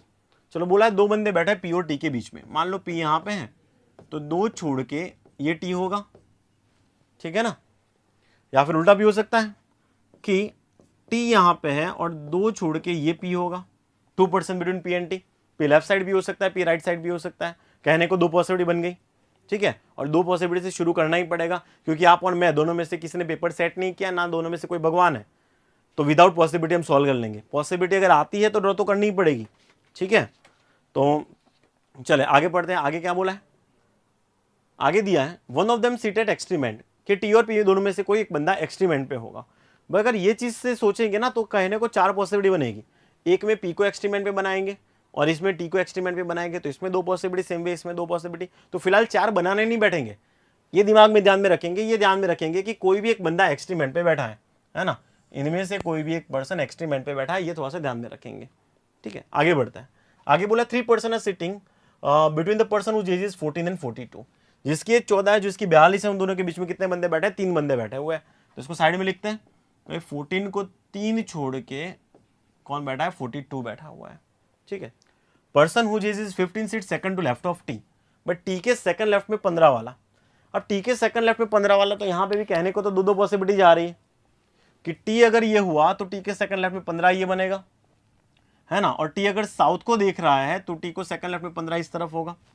तो कहने को टी के लिए बन रही हमारे पास 2 पॉसिबिलिटी कि टी के सेकंड लेफ्ट में 15, तो टी अगर नॉर्थ को देख रहा है तो 15 इस तरफ, टी साउथ को देख रहा है तो 15 इस तरफ। सेम वे यहाँ पे भी 2 पॉसिबिलिटी बन रही है, ठीक है। आगे एक आधा सेंटेंस पढ़ लेते हैं, शायद कहीं से कोई क्या है कि पॉसिबिलिटी कैंसिल आउट अगर होती है तो देख लेते हैं। आगे दिया है that age many person between T and 15 age between 15 and 28। ओके, आगे बोल रहा है कि टी और 15 के बीच में जितने बंदे हैं उतने ही बन रहे 15 और 28 के बीच में। तो ये वाले सेंटेंस सारे पढ़ने के बाद तो लग नहीं रहा कि कोई पॉसिबिलिटी कैंसिल आउट होगी, यानी कि हमें क्या करना पड़ेगा, बनाना ही पड़ेगा। तो चले बना लेते हैं, ठीक है।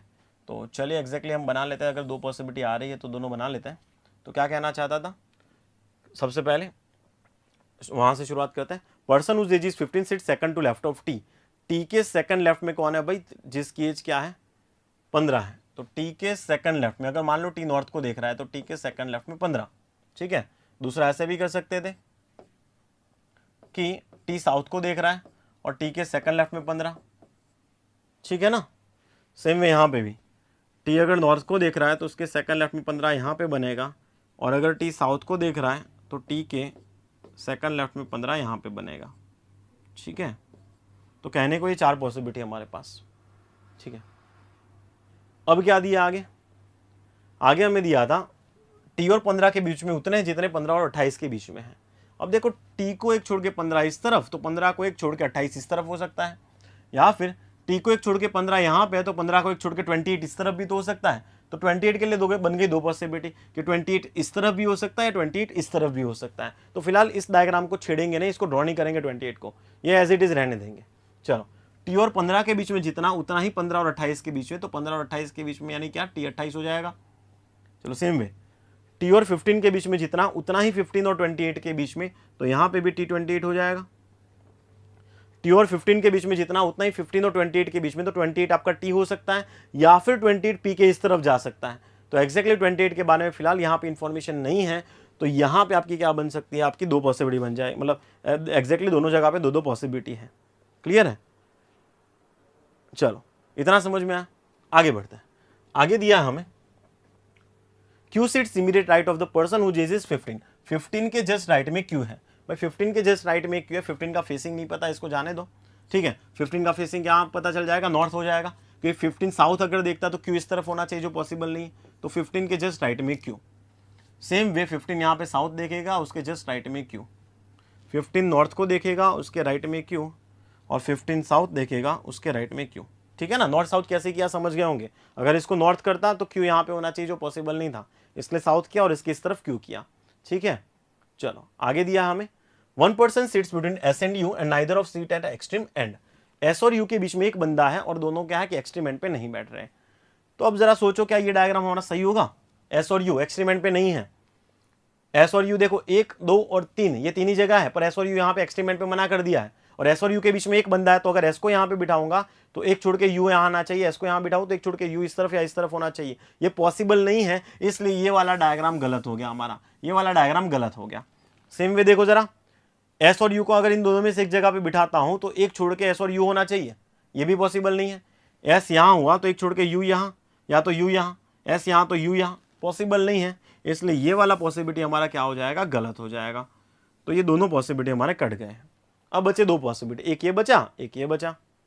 ठीक है ना, तो क्या कर सकते हैं यहाँ पे देखो, यहां पे या तो एस होगा या तो यू होगा, और उसको एक छोड़ के एस और यू यहीं पे आ सकता है, और कोई पॉसिबल नहीं है। ठीक है, सेम वे देखो यहां पे भी एस और यू एक यहां होगा और उसको एक छोड़ के एक एस और यू यहां पे आएगा, यही चीज पॉसिबल है। फिर क्या बोला था देखो, पी और टी दोनों में से कोई एक बंदा एक्सट्रीम पे होगा, पी और टी में से एक बंदा एक्सट्रीम पे होना चाहिए। तो देखो यहाँ पे टी एक्सट्रीम हो गया है ना, 3 और 2 5 हो गए, तो छठा बच गया, वो इस तरफ डाल दूंगा। ठीक है, सेम वे यहाँ पे टी एक्सट्रीम पे हो गया, ठीक है ना, तो 3 2 5 हो गए, तो छठा इस तरफ आ जाएगा, छठा जो बचा उसको लिख लो, बच गया भाई आर, तो आर को लिख लेंगे यहाँ पे। इतना क्लियर है, राइट, आई होप इतना सबको क्लियर होगा। अब आगे बढ़ते हैं। आगे बोला Q is older than R, Q बड़ा है भाई आर से, क्यू बड़ा है आर से, Q is older than R, T whose age is even number, T की एज क्या है, इवन नंबर है, is older than U and U is facing north. आगे दिया है कि यू जो है वो नॉर्थ को फेस कर रहा है, यू किस तरफ फेस कर रहा है भाई, नॉर्थ को फेस कर रहा है। फिर person whose age is 20 sits third to the left of person whose age is 19। आगे दिया 19 के थर्ड लेफ्ट में कौन होगा, 20 होगा। आगे दिया 19 के थर्ड लेफ्ट में 20। तो जितना हमें डेटा दे रखा था हमने सारा का सारा यहाँ पे लिख लिया है। ठीक है, जितना हमें डेटा दिया था हम सारा का सारा लिख चुके हैं। अब बस थोड़ा सा दिमाग चलाना है और थोड़ा सोचना है कि कहाँ पे क्या आएगा। ठीक है, कहाँ पे क्या आएगा, बस इतना सा सोचना है हमें। तो चले फिर एजम्पशन लगाना शुरू करते हैं। एजम्पशन शुरू करते हैं कहाँ से भाई, यहीं कहीं से कर लेते हैं 1442 से, क्योंकि बीच में 3 बंदे हैं। ठीक है ना, तो 3 छोड़ दें, मतलब कि extreme and almost extreme and के आसपास ही होंगे दोनों, इसलिए यहाँ से कम पॉसिबिलिटी लगेगा, तो यहाँ से शुरू करना बेटर रहेगा 14 और 42 से। तो चलो 14 के लिए पॉसिबिलिटी सोचते हैं। सपोज करो 14 यहाँ पे, 14 अगर यहाँ पे हुआ तो 3 छोड़ के 42 यहाँ पे हो सकता है। हाँ जी बिल्कुल हो सकता है। चलो सपोज करो 14 यहाँ पे, तो 14 को 3 छोड़ के 42 यहाँ पे हो सकता है। भाई बिल्कुल नहीं हो सकता। भाई क्यों नहीं होगा, क्योंकि 14 यहाँ किया 42 यहाँ किया, तो ये वाला सेंटेंस के लिए हमारे पास जगह नहीं बचेगी। क्या था, टी और 15 के बीच में जितना कितना था, 1, उतना ही 15 और 28 के बीच में, तो उतना ही 15 और 28 के बीच में होना चाहिए था। 14 यहाँ कर दिया, 14 यहाँ कर दिया, 42 यहाँ कर दिया, तो फिर 28 कहाँ पे आएगा, जगह नहीं बच रही, इसलिए 14 यहाँ पे भी नहीं होगा, 14 यहाँ पे भी नहीं होगा। समझ में आया, 14 यहाँ पे करूंगा तो 3 छोड़ने के लिए जगह नहीं बच रही, इसलिए 14 यहाँ पे भी नहीं हो सकता। 14 यहाँ किया तो 3 छोड़ के 42 यहाँ पे बिल्कुल आ सकता है। तो कहने को 2 पॉसिबिलिटी, 14 यहाँ तो 42 यहाँ, और 14 यहाँ तो 42 यहाँ। ठीक है, तो लिख लेते हैं यहाँ पे आइदर 14 और 42 यहाँ पे होंगे, सेम वे आइदर 14 या 42, आइदर और लिख लेते हैं। फिलहाल एग्जैक्टली नहीं पता ना कहाँ पे क्या आएगा, इस वजह से आइदर और लिख लिया। ठीक है, चलो अब 14 42 हो गए, तो अब देखो इसको 19 के थर्ड लेफ्ट में 20, 19 के थर्ड लेफ्ट में 20। तो सपोज करो 19 यहाँ पे है, 19 यहाँ पे है, तो उसका first left second left third left यहाँ पे 20 नॉट पॉसिबल, तो 19 यहाँ नहीं होगा। सपोज करो 19 यहाँ, तो उसके फर्स्ट सेकंड और थर्ड लेफ्ट में 20, हाँ ये हो सकता है। सेम वे 19 यहाँ तो 20 यहाँ, तो यहाँ पे भी आइदर और लिख लेते हैं, क्या इधर 19 और 20 यहाँ पे होंगे, या फिर 19 और 20 यहाँ पे होंगे। ठीक है, यहाँ पे आइदर और हो जाएगा। चलो लास्ट में क्या बचा, लास्ट में जो बचा उसको यहाँ पे फिक्स कर देंगे। तो लास्ट में बचा हमारे पास 28, तो 28 हमारा यहाँ पे फिक्स हो चुका है, 28 हमारा यहाँ पे फिक्स हो चुका है। भाई आई होप इतना सभी को समझ में आ चुका है, क्लियर है सभी लोग इतने तक, है ना। क्वेश्चन अच्छा है थोड़ा सा, तो समझ में आ चुका होगा इतना सभी को, ठीक है ना। चलो अब क्या दिया है हमें, देखो Q बड़ा है R से, क्या दिया है, Q बड़ा है R से। भाई Q बड़ा है R से, यहाँ पे 14 और 42, यहाँ पे 14 और 42, दैट मीन्स क्या कि अगर R का 14 हुआ, R का 14 हुआ तो Q का कितना हो जाएगा, 42 हो जाएगा। अगर R का 14 हुआ तो Q का कितना हो जाएगा, 42 हो जाएगा। इतना समझ में आया, R का 14 हुआ तो Q का कितना हो जाएगा, 42 हो जाएगा।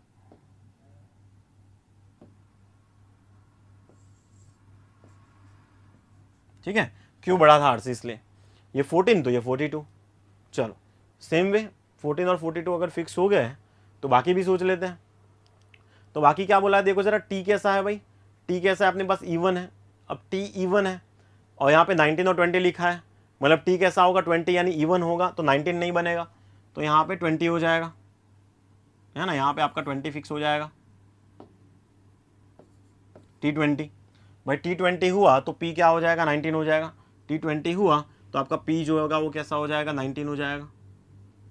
ठीक है ना, क्लियर है। चलो आगे बढ़े, तो आगे क्या बोला है, T बड़ा है U से, T बड़ा है U से। अब T का क्या है, 20 है, तो U क्या है कि 28 नहीं हो सकता, यानी ये U नहीं होगा, ये आपका U नहीं होगा, ये हो जाएगा S और ये आपका हो जाएगा U, ये आपका हो जाएगा U। समझ में आया, ये S हो जाएगा, ये U हो जाएगा। तो इस हिसाब से हम कर सकते थे इसको, ठीक है। अब लास्ट एक सेंटेंस बचा है हमारे पास, ये वाला क्या सेंटेंस था कि भाई इवन के राइट में इवन नहीं होगा, है ना, फेसिंग भी तो डिसाइड करना है। तो बोला है इवन के राइट में इवन नहीं होना चाहिए।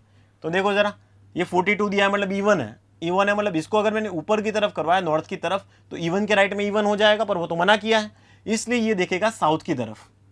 सेम वे देखो, इसको मैं साउथ की तरफ नहीं दिखा सकता, इसको साउथ की तरफ दिखवाया तो इवन के राइट में इवन हो जाएगा, इसलिए इसको साउथ की तरफ फेस नहीं करा सकता, इसको नॉर्थ की तरफ फेस करवाना पड़ेगा। सेम वे इसको मैं नॉर्थ की तरफ फेस नहीं करवा सकता क्योंकि इवन के राइट में इवन हो जाएगा, इसलिए इसको मुझे साउथ की तरफ फेस करवाना पड़ेगा। ठीक है ना।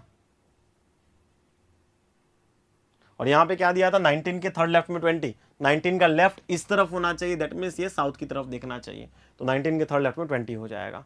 तो ये वाला पॉसिबिलिटी हमारा सही हो गया है। चलो क्लियर, सभी को समझ में आ गया। तो अच्छा क्वेश्चन था, टाइम कंज्यूमिंग था, कहने को लग रहा था सिर्फ 6 बंदे दिए हैं, जल्दी बन जाएगा, लेकिन भाई ये टाइम टेकिंग क्वेश्चन है ना, थोड़ा सा अच्छा क्वेश्चन था। चलो तो आगे बढ़ लेते हैं नेक्स्ट सवाल की तरफ। भाई इसके क्वेश्चन सब लोग कर लोगे ना। चलो भाई सबको समझ में आया, जल्दी से रिप्लाई करो, समझ में आ चुका है, और समझ में आ चुका है तो इसके क्वेश्चन सब लोग कर लोगे।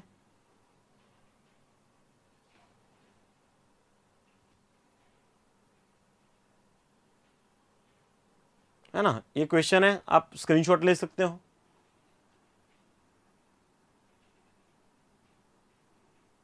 ठीक है, स्क्रीनशॉट ले लीजिएगा।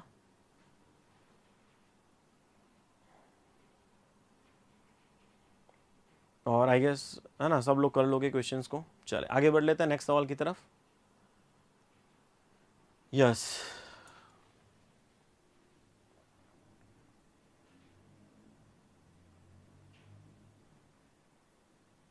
पजल है हमारे पास, डेज वाला पजल है। ठीक है, तो क्या दिया है, 6 फ्रेंड दिए हैं। ये भी भाई ये सारे क्वेश्चंस प्रीवियस ईयर आज क्वेश्चन है। ठीक है, बार बार रिपीट कर रहा हूँ, कोई भी कहीं से भी उठा के नहीं लाया, सारे प्रीवियस ईयर आज क्वेश्चन है।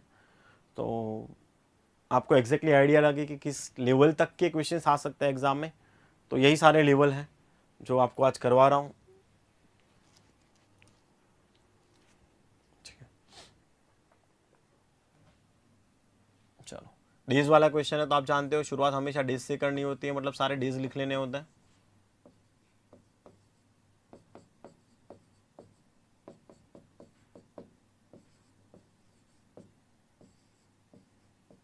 ठीक है, चलो डेज के सामने क्या दिया है आपको, डिफरेंट डांस दिए हैं, ठीक है, डेस्क के सामने डिफरेंट डांस लिखने हैं।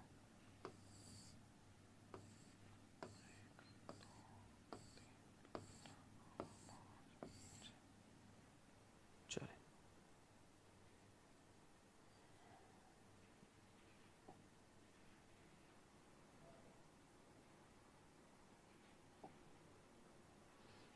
भाई इससे पहले करना है, क्वेश्चन इजी लग रहा है देख के तो इससे पहले कर लेना, थोड़ा सा ब्लड रिलेशन भी अंदर शायद डला हुआ है, ठीक है, तो इससे पहले कंप्लीट करने का ट्राई करिएगा।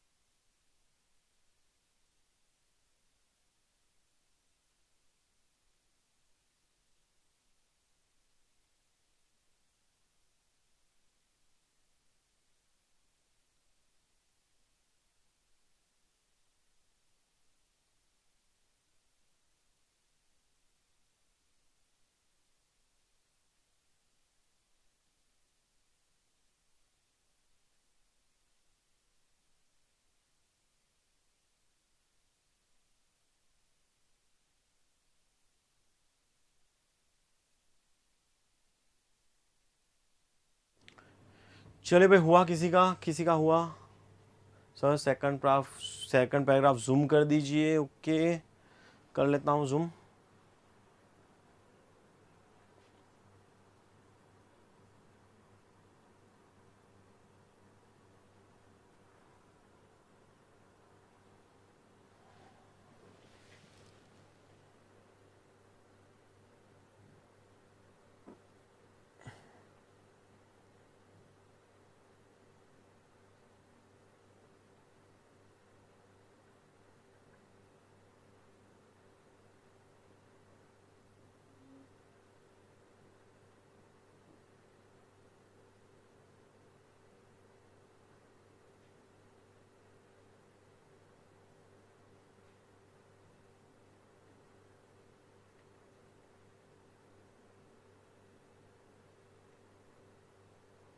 यहाँ पे बिफोर लिखा है, बी रह गया, टाइप करने में मिस्टेक है थोड़ी सी, बिफोर है, ठीक है, बी रह गया टाइप करना।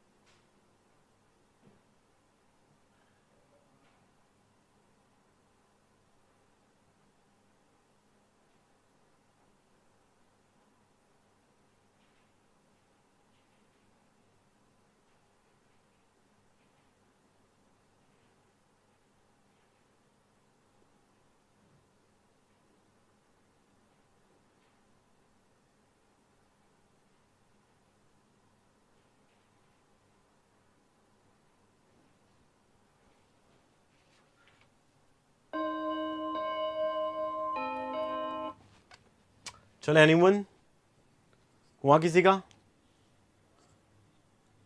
चलो 10 सेकंड दे रहा हूँ, 10-20 सेकंड कर लो जल्दी से। चलो जल्दी जल्दी जल्दी, काफ़ी टाइम ले रहे हो। एक्चुअली जो टाइम दे रहा हूँ ना आपको भी 5 मिनट 7 मिनट या जो भी टाइम दे रहा हूँ 10 मिनट, मतलब 10 मिनट तो हालांकि किसी कोई भी क्वेश्चन में दिया नहीं है, पर जितना भी टाइम दे रहा हूँ वो एक ऐसा टाइम है, स्टैंडर्ड टाइम है क्वेश्चन के अकॉर्डिंग, ठीक है। अब देखो इस क्वेश्चन को मैंने सॉल्व नहीं किया अभी तक, इस क्वेश्चन को मैंने सॉल्व नहीं किया तो मुझे एग्जैक्टली आइडिया नहीं है कि कितना टाइम लेगा, लेकिन क्वेश्चन की लेंथ देख के और क्वेश्चन का जो जिस तरह से दिया है उसको देख के मैंने आपको टाइम दिया है, तो मेरे हिसाब से इतना टाइम इनफ है।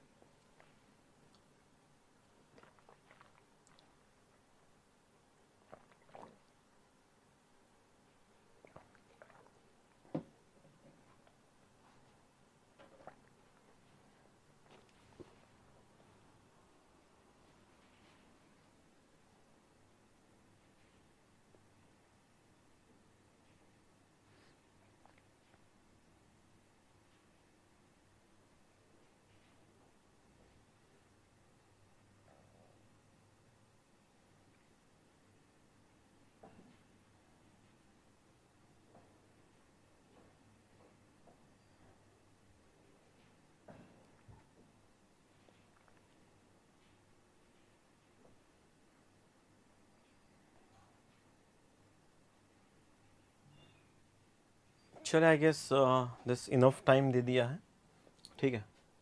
चलो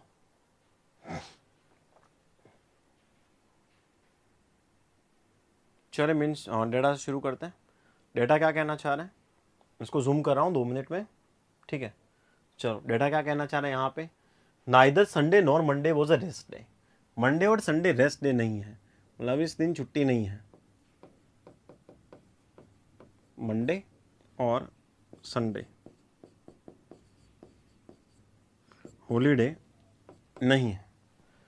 neither Monday nor Sunday was a rest day. चलो मेन डेटा पे चलते हैं।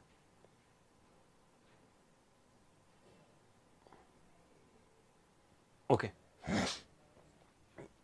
सो मेन डेटा आपके पास, Kathak was perform after Bharatanatyam but not immediately after Bharatanatyam. Okay, बोला कि भरतनाट्यम के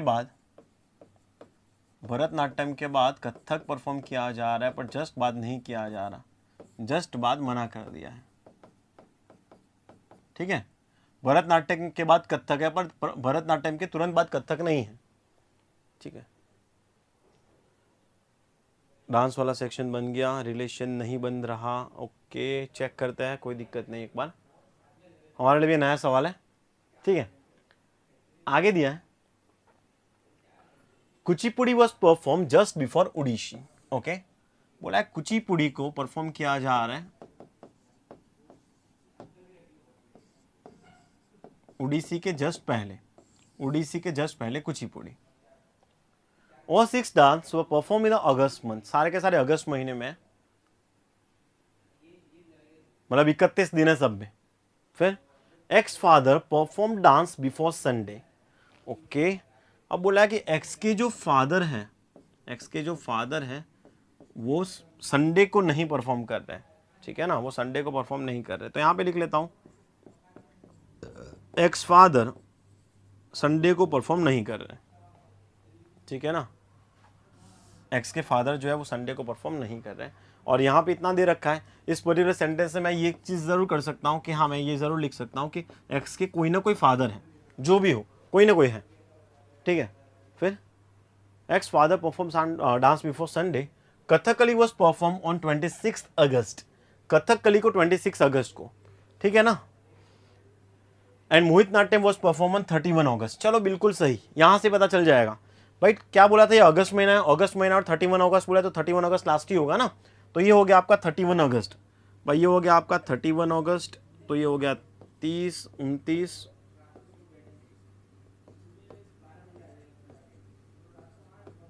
कुछ इस तरह से, है ना। तो क्या दिया है, कथकली 26 को, कथकली, ये कथकली है, ये कथक था 26 को। कई बार जल्दबाजी में ये भी गलती हो जाती है कि कथकली और कथक सेम पढ़ लो। फिर मोहित नाट्यम 31 को, मोहित नाट्यम 31 को। चले नीलम, दीपांकिनी बहुत बढ़िया, मनीष बहुत बढ़िया, ज्योति, बीना, चलो काफ़ी सारे स्टूडेंट्स ने कर लिया, अच्छी बात है। फिर Y's grand father was a brother of V. आगे दिया कि वाई के जो ग्रैंड फादर है वो वी के ब्रदर है, तो यहाँ पे साइड में कर लेते, जगह कम पड़ रही है हालांकि मेरे को, चलो उसको थोड़ा छोटा कर लेते हैं। चलो क्या दिया है, vice grand father was a brother of V. Y के जो ग्रैंड फादर है वो वी के ब्रदर है। Vice grand father was a brother of V. U had 2 sons. U के कितने बच्चे हैं भाई, 2 बच्चे हैं, यू के 2 सन हैं। Dance were organized in such a way that 3 dances were performed in a continuous means there was no leave day between 3 dances. Okay, बोलना चाह रहा है कि 3 डांस एक साथ होने चाहिए, इसके बीच में कोई भी लीव नहीं होना चाहिए, ठीक है। Leave day just came after और just before only 3 sets of dance. Okay, 3 set के बाद ही लीव आएगा। दैट मीन्स क्या, समझ गए होंगे कि पहले भाई ये 3 डांस होंगे, बीच में एक लीव होगा और फिर 3 डांस होंगे, कंटिन्यूटी में यही बोला है ना, तो ये हो गया आपका लीव, ठीक है। 3-3 सेट्स में बोला है, देख सकते हो 3-3 सेट में बोला है, मतलब पहले 3 डांस, फिर लीव और फिर 3 डांस, ऐसे ही कुछ दिया आपको। आगे बोला है x father was a brother of vice father. Okay, क्या बोलना चाह रहा है, एक्स के फादर जो है वो किसके फादर है, एक्स के फादर जो है वो वाई के, देखो x father was a brother of vice father, x के जो फादर है वो वाई के फादर के भाई है, ठीक है। यानी ऐसे कुछ कर ले कि एक्स और ये जो यहां पे लिखे थे उसको नीचे लिख ले कि एक्स के जो फादर है वो वाई के फादर के भाई हैं, कुछ इस तरह से, है ना। X father was a brother of vice father. आगे दिया W who was uncle of X perform dance on 30th।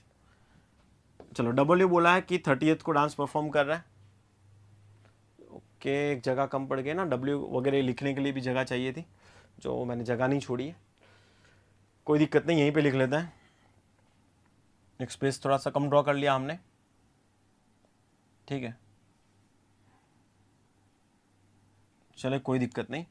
तो ये हो गया डब्ल्यू, यहाँ पे आ गया डब्ल्यू, डब्ल्यू 30 को बोल दिया है, ठीक है। चलो क्या बोला है, W who was a uncle of x, x के अंकल मतलब एक्स के पापा के भाई, यानी डब्ल्यू, ये एक्स के पापा के भाई डब्ल्यू है, तो W was uncle of X perform dance on 30th। V perform dance immediately before U, U के जस्ट पहले वी, साइड में लिख लेते हैं, यू के जस्ट पहले V. V's cousin perform dance on Wednesday. Y का कजिन, भाई वाई का कजिन कौन दिख रहा है, एक्स दिख रहा है ना, तो वाई का कजिन, तो देखो 6 लोग दिए थे, तो 6 के 6 हम बना चुके हैं ऑलरेडी, और बोला था यू के 2 सन है, दैट मीन्स ये यू हो जाएगा, और यू का एक सन ये और दूसरा सन ये, लास्ट में जो बचा होगा उसको यहाँ पे फिक्स करेंगे, तो ब्लड रिलेशन भी बन जाएगा हमारा, है ना। जो भी बचा उसको यहाँ पे लिख लेंगे, ठीक है, क्या बचा है देखना पड़ेगा, जो भी बचा होगा उसको यहाँ पे लिख लेंगे। तो अब क्या बोला है, W who was uncle of X perform dance on 30th कर दिया है। V perform dance immediately before U, चलो वी बिफोर यू कर लेंगे। आगे V's cousin perform dance on Wednesday, Y का कजिन जो है वो वेडनेसडे को डांस परफॉर्म कर रहा है, वाई का कजिन कौन है, एक्स है, तो एक्स जो है वो वेडनेसडे को डांस परफॉर्म कर रहा है, तो एक्स आ जाएगा कुछ यहाँ पे, ठीक है ना। आगे x did not perform Kuchipudi dance, x Kuchipudi dance नहीं कर रहा, भाई एक्स कुचिपुड़ी नहीं कर रहा और कुचिपुड़ी के जस्ट नीचे उड़ीसी आना चाहिए, तो उसके लिए की जगह बची, कुचिपुड़ी के जस्ट नीचे उड़ीसी, और कोई जगह नहीं बच रही, तो यहां पे आ गया कुचिपुड़ी, और कुचिपुड़ी के जस्ट नीचे आ गया ये उड़ीसी, ठीक है ना। ये आपका एक्स फिक्स हो चुका है यहाँ पे। अब देखो जरा, वी के जस्ट नीचे यू करना था और कोई जगह नहीं बच रही इसको छोड़ के, तो वी के जस्ट नीचे यू, ये यू हो गया, ठीक है ना। भरतनाट्यम के नीचे कथक आना चाहिए, तो भाई भरतनाट्यम ये हो गया भरतनाट्यम, और कोई जगह नहीं बची है, और उसके नीचे ये हो गया कथक, भरतनाट्यम के नीचे कथक, ठीक है ना। और भरतनाट्यम के इमीडिएट नीचे कथक मना किया था, तो आप देख सकते हो कि सारे के सारे पर्सन फिक्स हो चुके हैं और हम लिख चुके हैं सारी की सारी चीज़ें।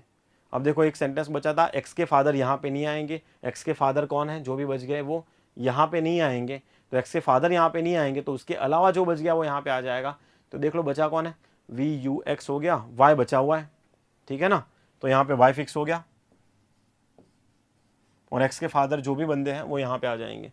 चलो कौन बचा है देख लेते हैं जरा, कौन बचा है, भाई जेड बचा हुआ है ना, जेड बचा हुआ है, आप देख सकते हो। तो जेड जो है वो क्या है कि आपका यहाँ पे आ जाएगा, है ना, ये हो जाएगा जेड। तो जेड जो है वो आपका यहाँ पे आ जाएगा, फिक्स हो जाएगा ये, ठीक है। एक्स के फादर जेड यहाँ मना किया तो जेड ऊपर, जो बचा हुआ यहाँ पे। तो इस टाइप से आप इस क्वेश्चन को सॉल्व कर सकते थे। बिल्कुल आसान सा सवाल था, ज़्यादा कोई टिपिकल चीज़ नहीं थी। तो चले फिर आगे बढ़ते हैं नेक्स्ट सवाल की तरफ। आई होप सबको क्लियर होगा। उसकी सवाल है, स्क्रीनशॉट लेना चाहो तो ले लीजिएगा, ठीक है। स्क्रीनशॉट लेना चाहो तो ले लीजिएगा, इसको सॉल्व कर लीजिएगा। बाकी फिर आगे बढ़ते हैं नेक्स्ट क्वेश्चन की तरफ। चलो इसका भी स्क्रीनशॉट लेना चाहो तो ले लो।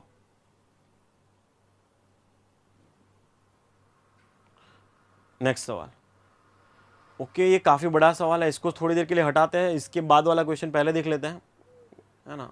चलो इसको देख लेते हैं पहले।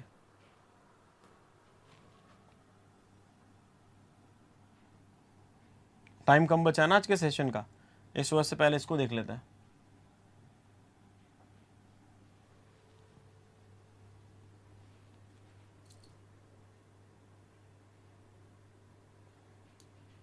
ठीक है, तो चलो आपके पास टाइम दे रहा हूँ 5 मिनट का।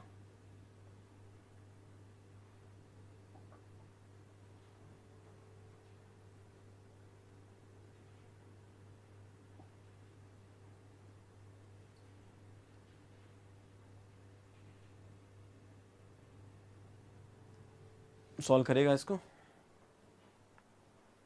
5 मिनट टाइम है आपके पास।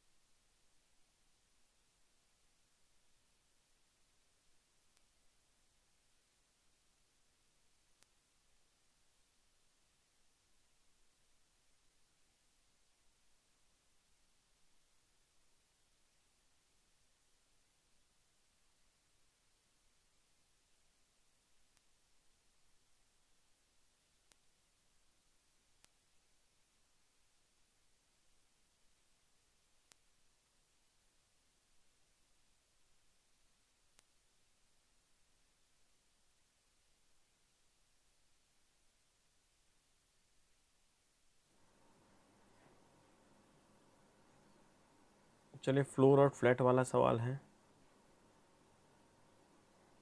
फ्लोर के साथ साथ फ्लैट भी दे रखे हैं।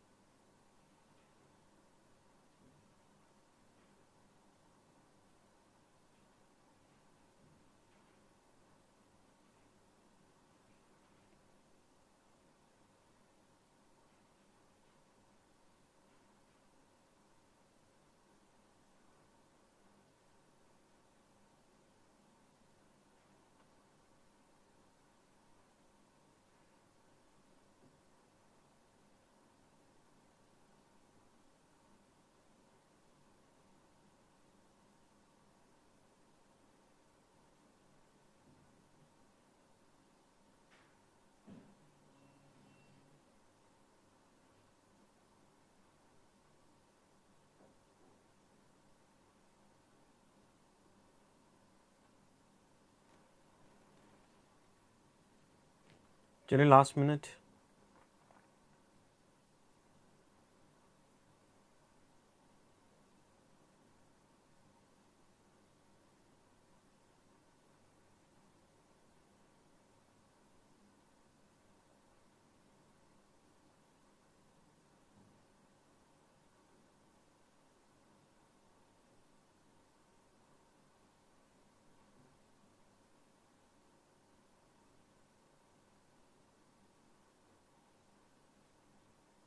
Thirty second.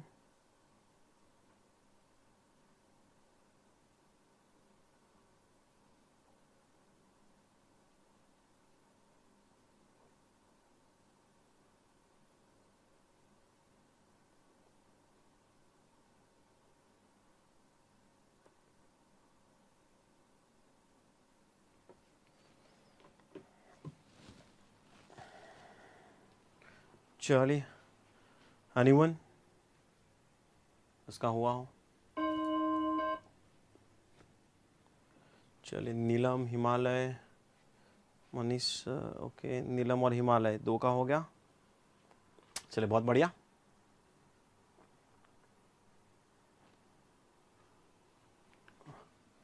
चलो एक बार देख लेते हैं इसको, क्या कहना चाह रहे हैं। 10 people live in a building with 4 floors. Each floor has 3 flat 1, 2 and 3. बोला कि 4 फ्लोर दिए। कितने फ्लोर दिए भाई? 4 फ्लोर दिए। तो कुछ इस तरह से 4, 3, 2, 1, 4 फ्लोर दिए। और बोला कितने फ्लैट है? फ्लैट 3 है। तो flat 1, flat 2 and flat 3। 4 floor 3 flat.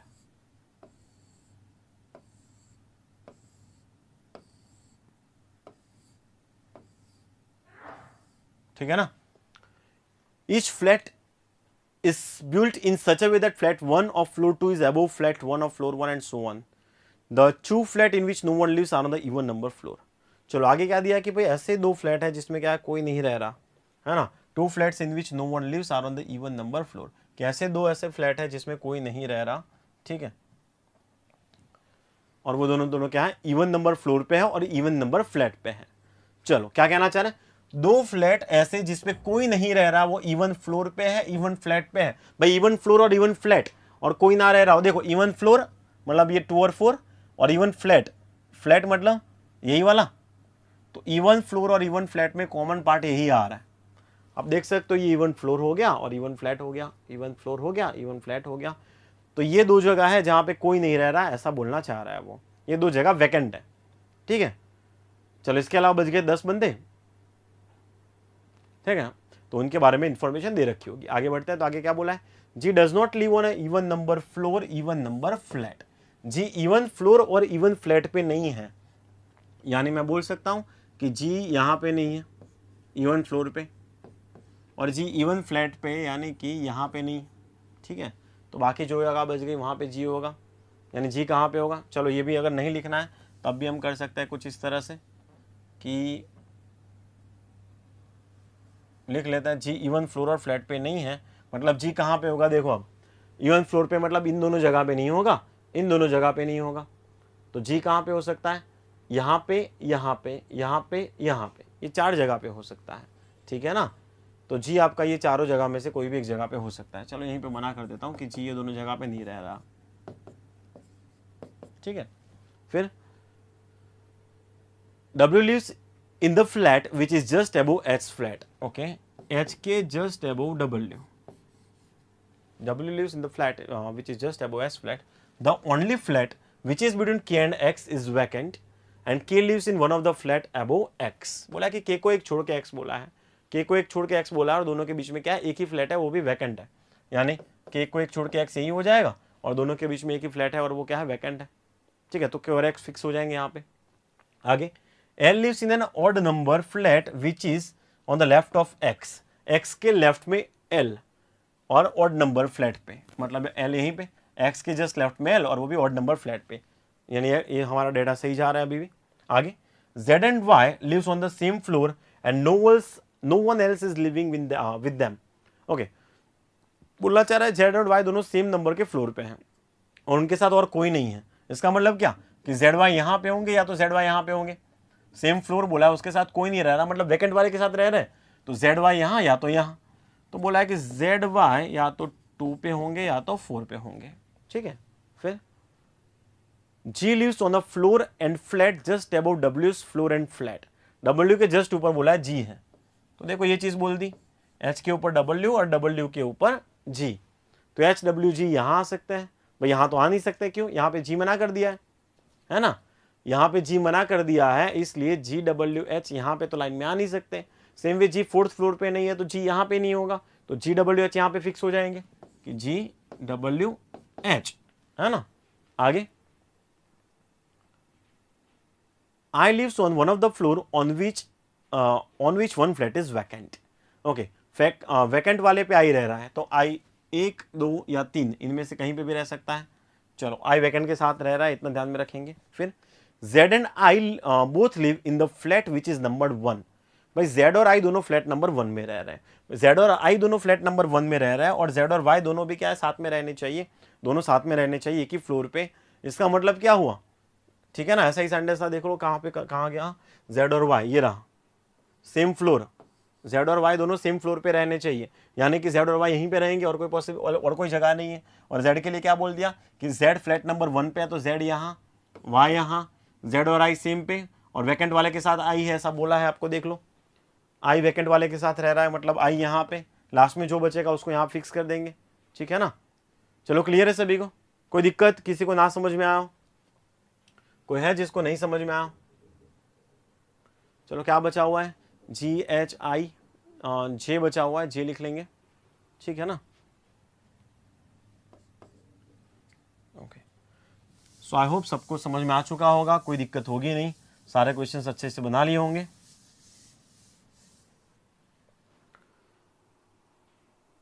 ठीक है, क्लियर एवरीवन। तो देखो आज जितने क्वेश्चंस मैं लेके आया था सारे के सारे कंप्लीट हो गए, एक को छोड़ के। ये जो सवाल है अगर आप करना चाहो तो घर से कर सकते हो, ये भी प्रीवियस ईयर आज क्वेश्चन है, इसका स्क्रीनशॉट लेना चाहे ले लीजिए, है ना, 2 पार्ट में स्क्रीनशॉट ले लीजिएगा। मैं थोड़ा सा इसको जूम कर दे रहा हूँ, इसको जूम कर दे रहा हूँ, पहला पार्ट का स्क्रीनशॉट ले लीजिए, फिर दूसरा पार्ट बता देता हूँ। चलो जल्दी स्क्रीनशॉट ले लो। चलो आई होप इतना स्क्रीनशॉट ले लिया होगा, ठीक है। इसका दूसरा पार्ट भी देख लेते हैं, स्क्रीनशॉट ले लीजिएगा उसका भी, ये दूसरा पार्ट है, स्क्रीनशॉट ले लीजिएगा, ठीक है। तो इसको ट्राई करिएगा इस क्वेश्चन को, ये भी प्रीवियस ईयर आज क्वेश्चन है, ठीक है, काफी बड़ा है।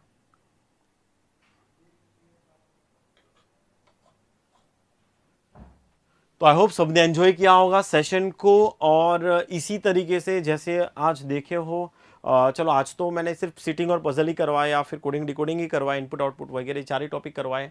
प्रीवियस लेक्चर में मैंने आपको जैसे बताया था पहले क्या अटेम्प्ट करना है और क्या क्या स्किप करना है, मैं आशा रखूंगा कि आप लोग उसी तरीके से एग्जाम को अटेम्प्ट करेंगे। तो जिन्होंने पहला अगर सेशन नहीं देखा तो वो एक बार ज़रूर देख लेना, कैसे पेपर को अटेम्प्ट करना है, वो मैंने अच्छे से बताया उसमें। फिर भी अगर कोई दिक्कत है आप लोगों को तो आप लोग मुझे इस नंबर पे व्हाट्सअप कर सकते हैं, ठीक है, इस नंबर पे व्हाट्सअप कर सकते हैं। और अगर किसी स्टूडेंट के पास मेरा पर्सनल नंबर है तो मेरे पर्सनल नंबर पे व्हाट्सअप करके भी स्ट्रेटेजी मुझसे जान सकते हैं, ठीक है। तो चले फिर यहाँ तक रखते हैं, and all the best for your exam. जय हिंद, जय भारत, मिलते हैं नेक्स्ट क्लास में, ठीक है।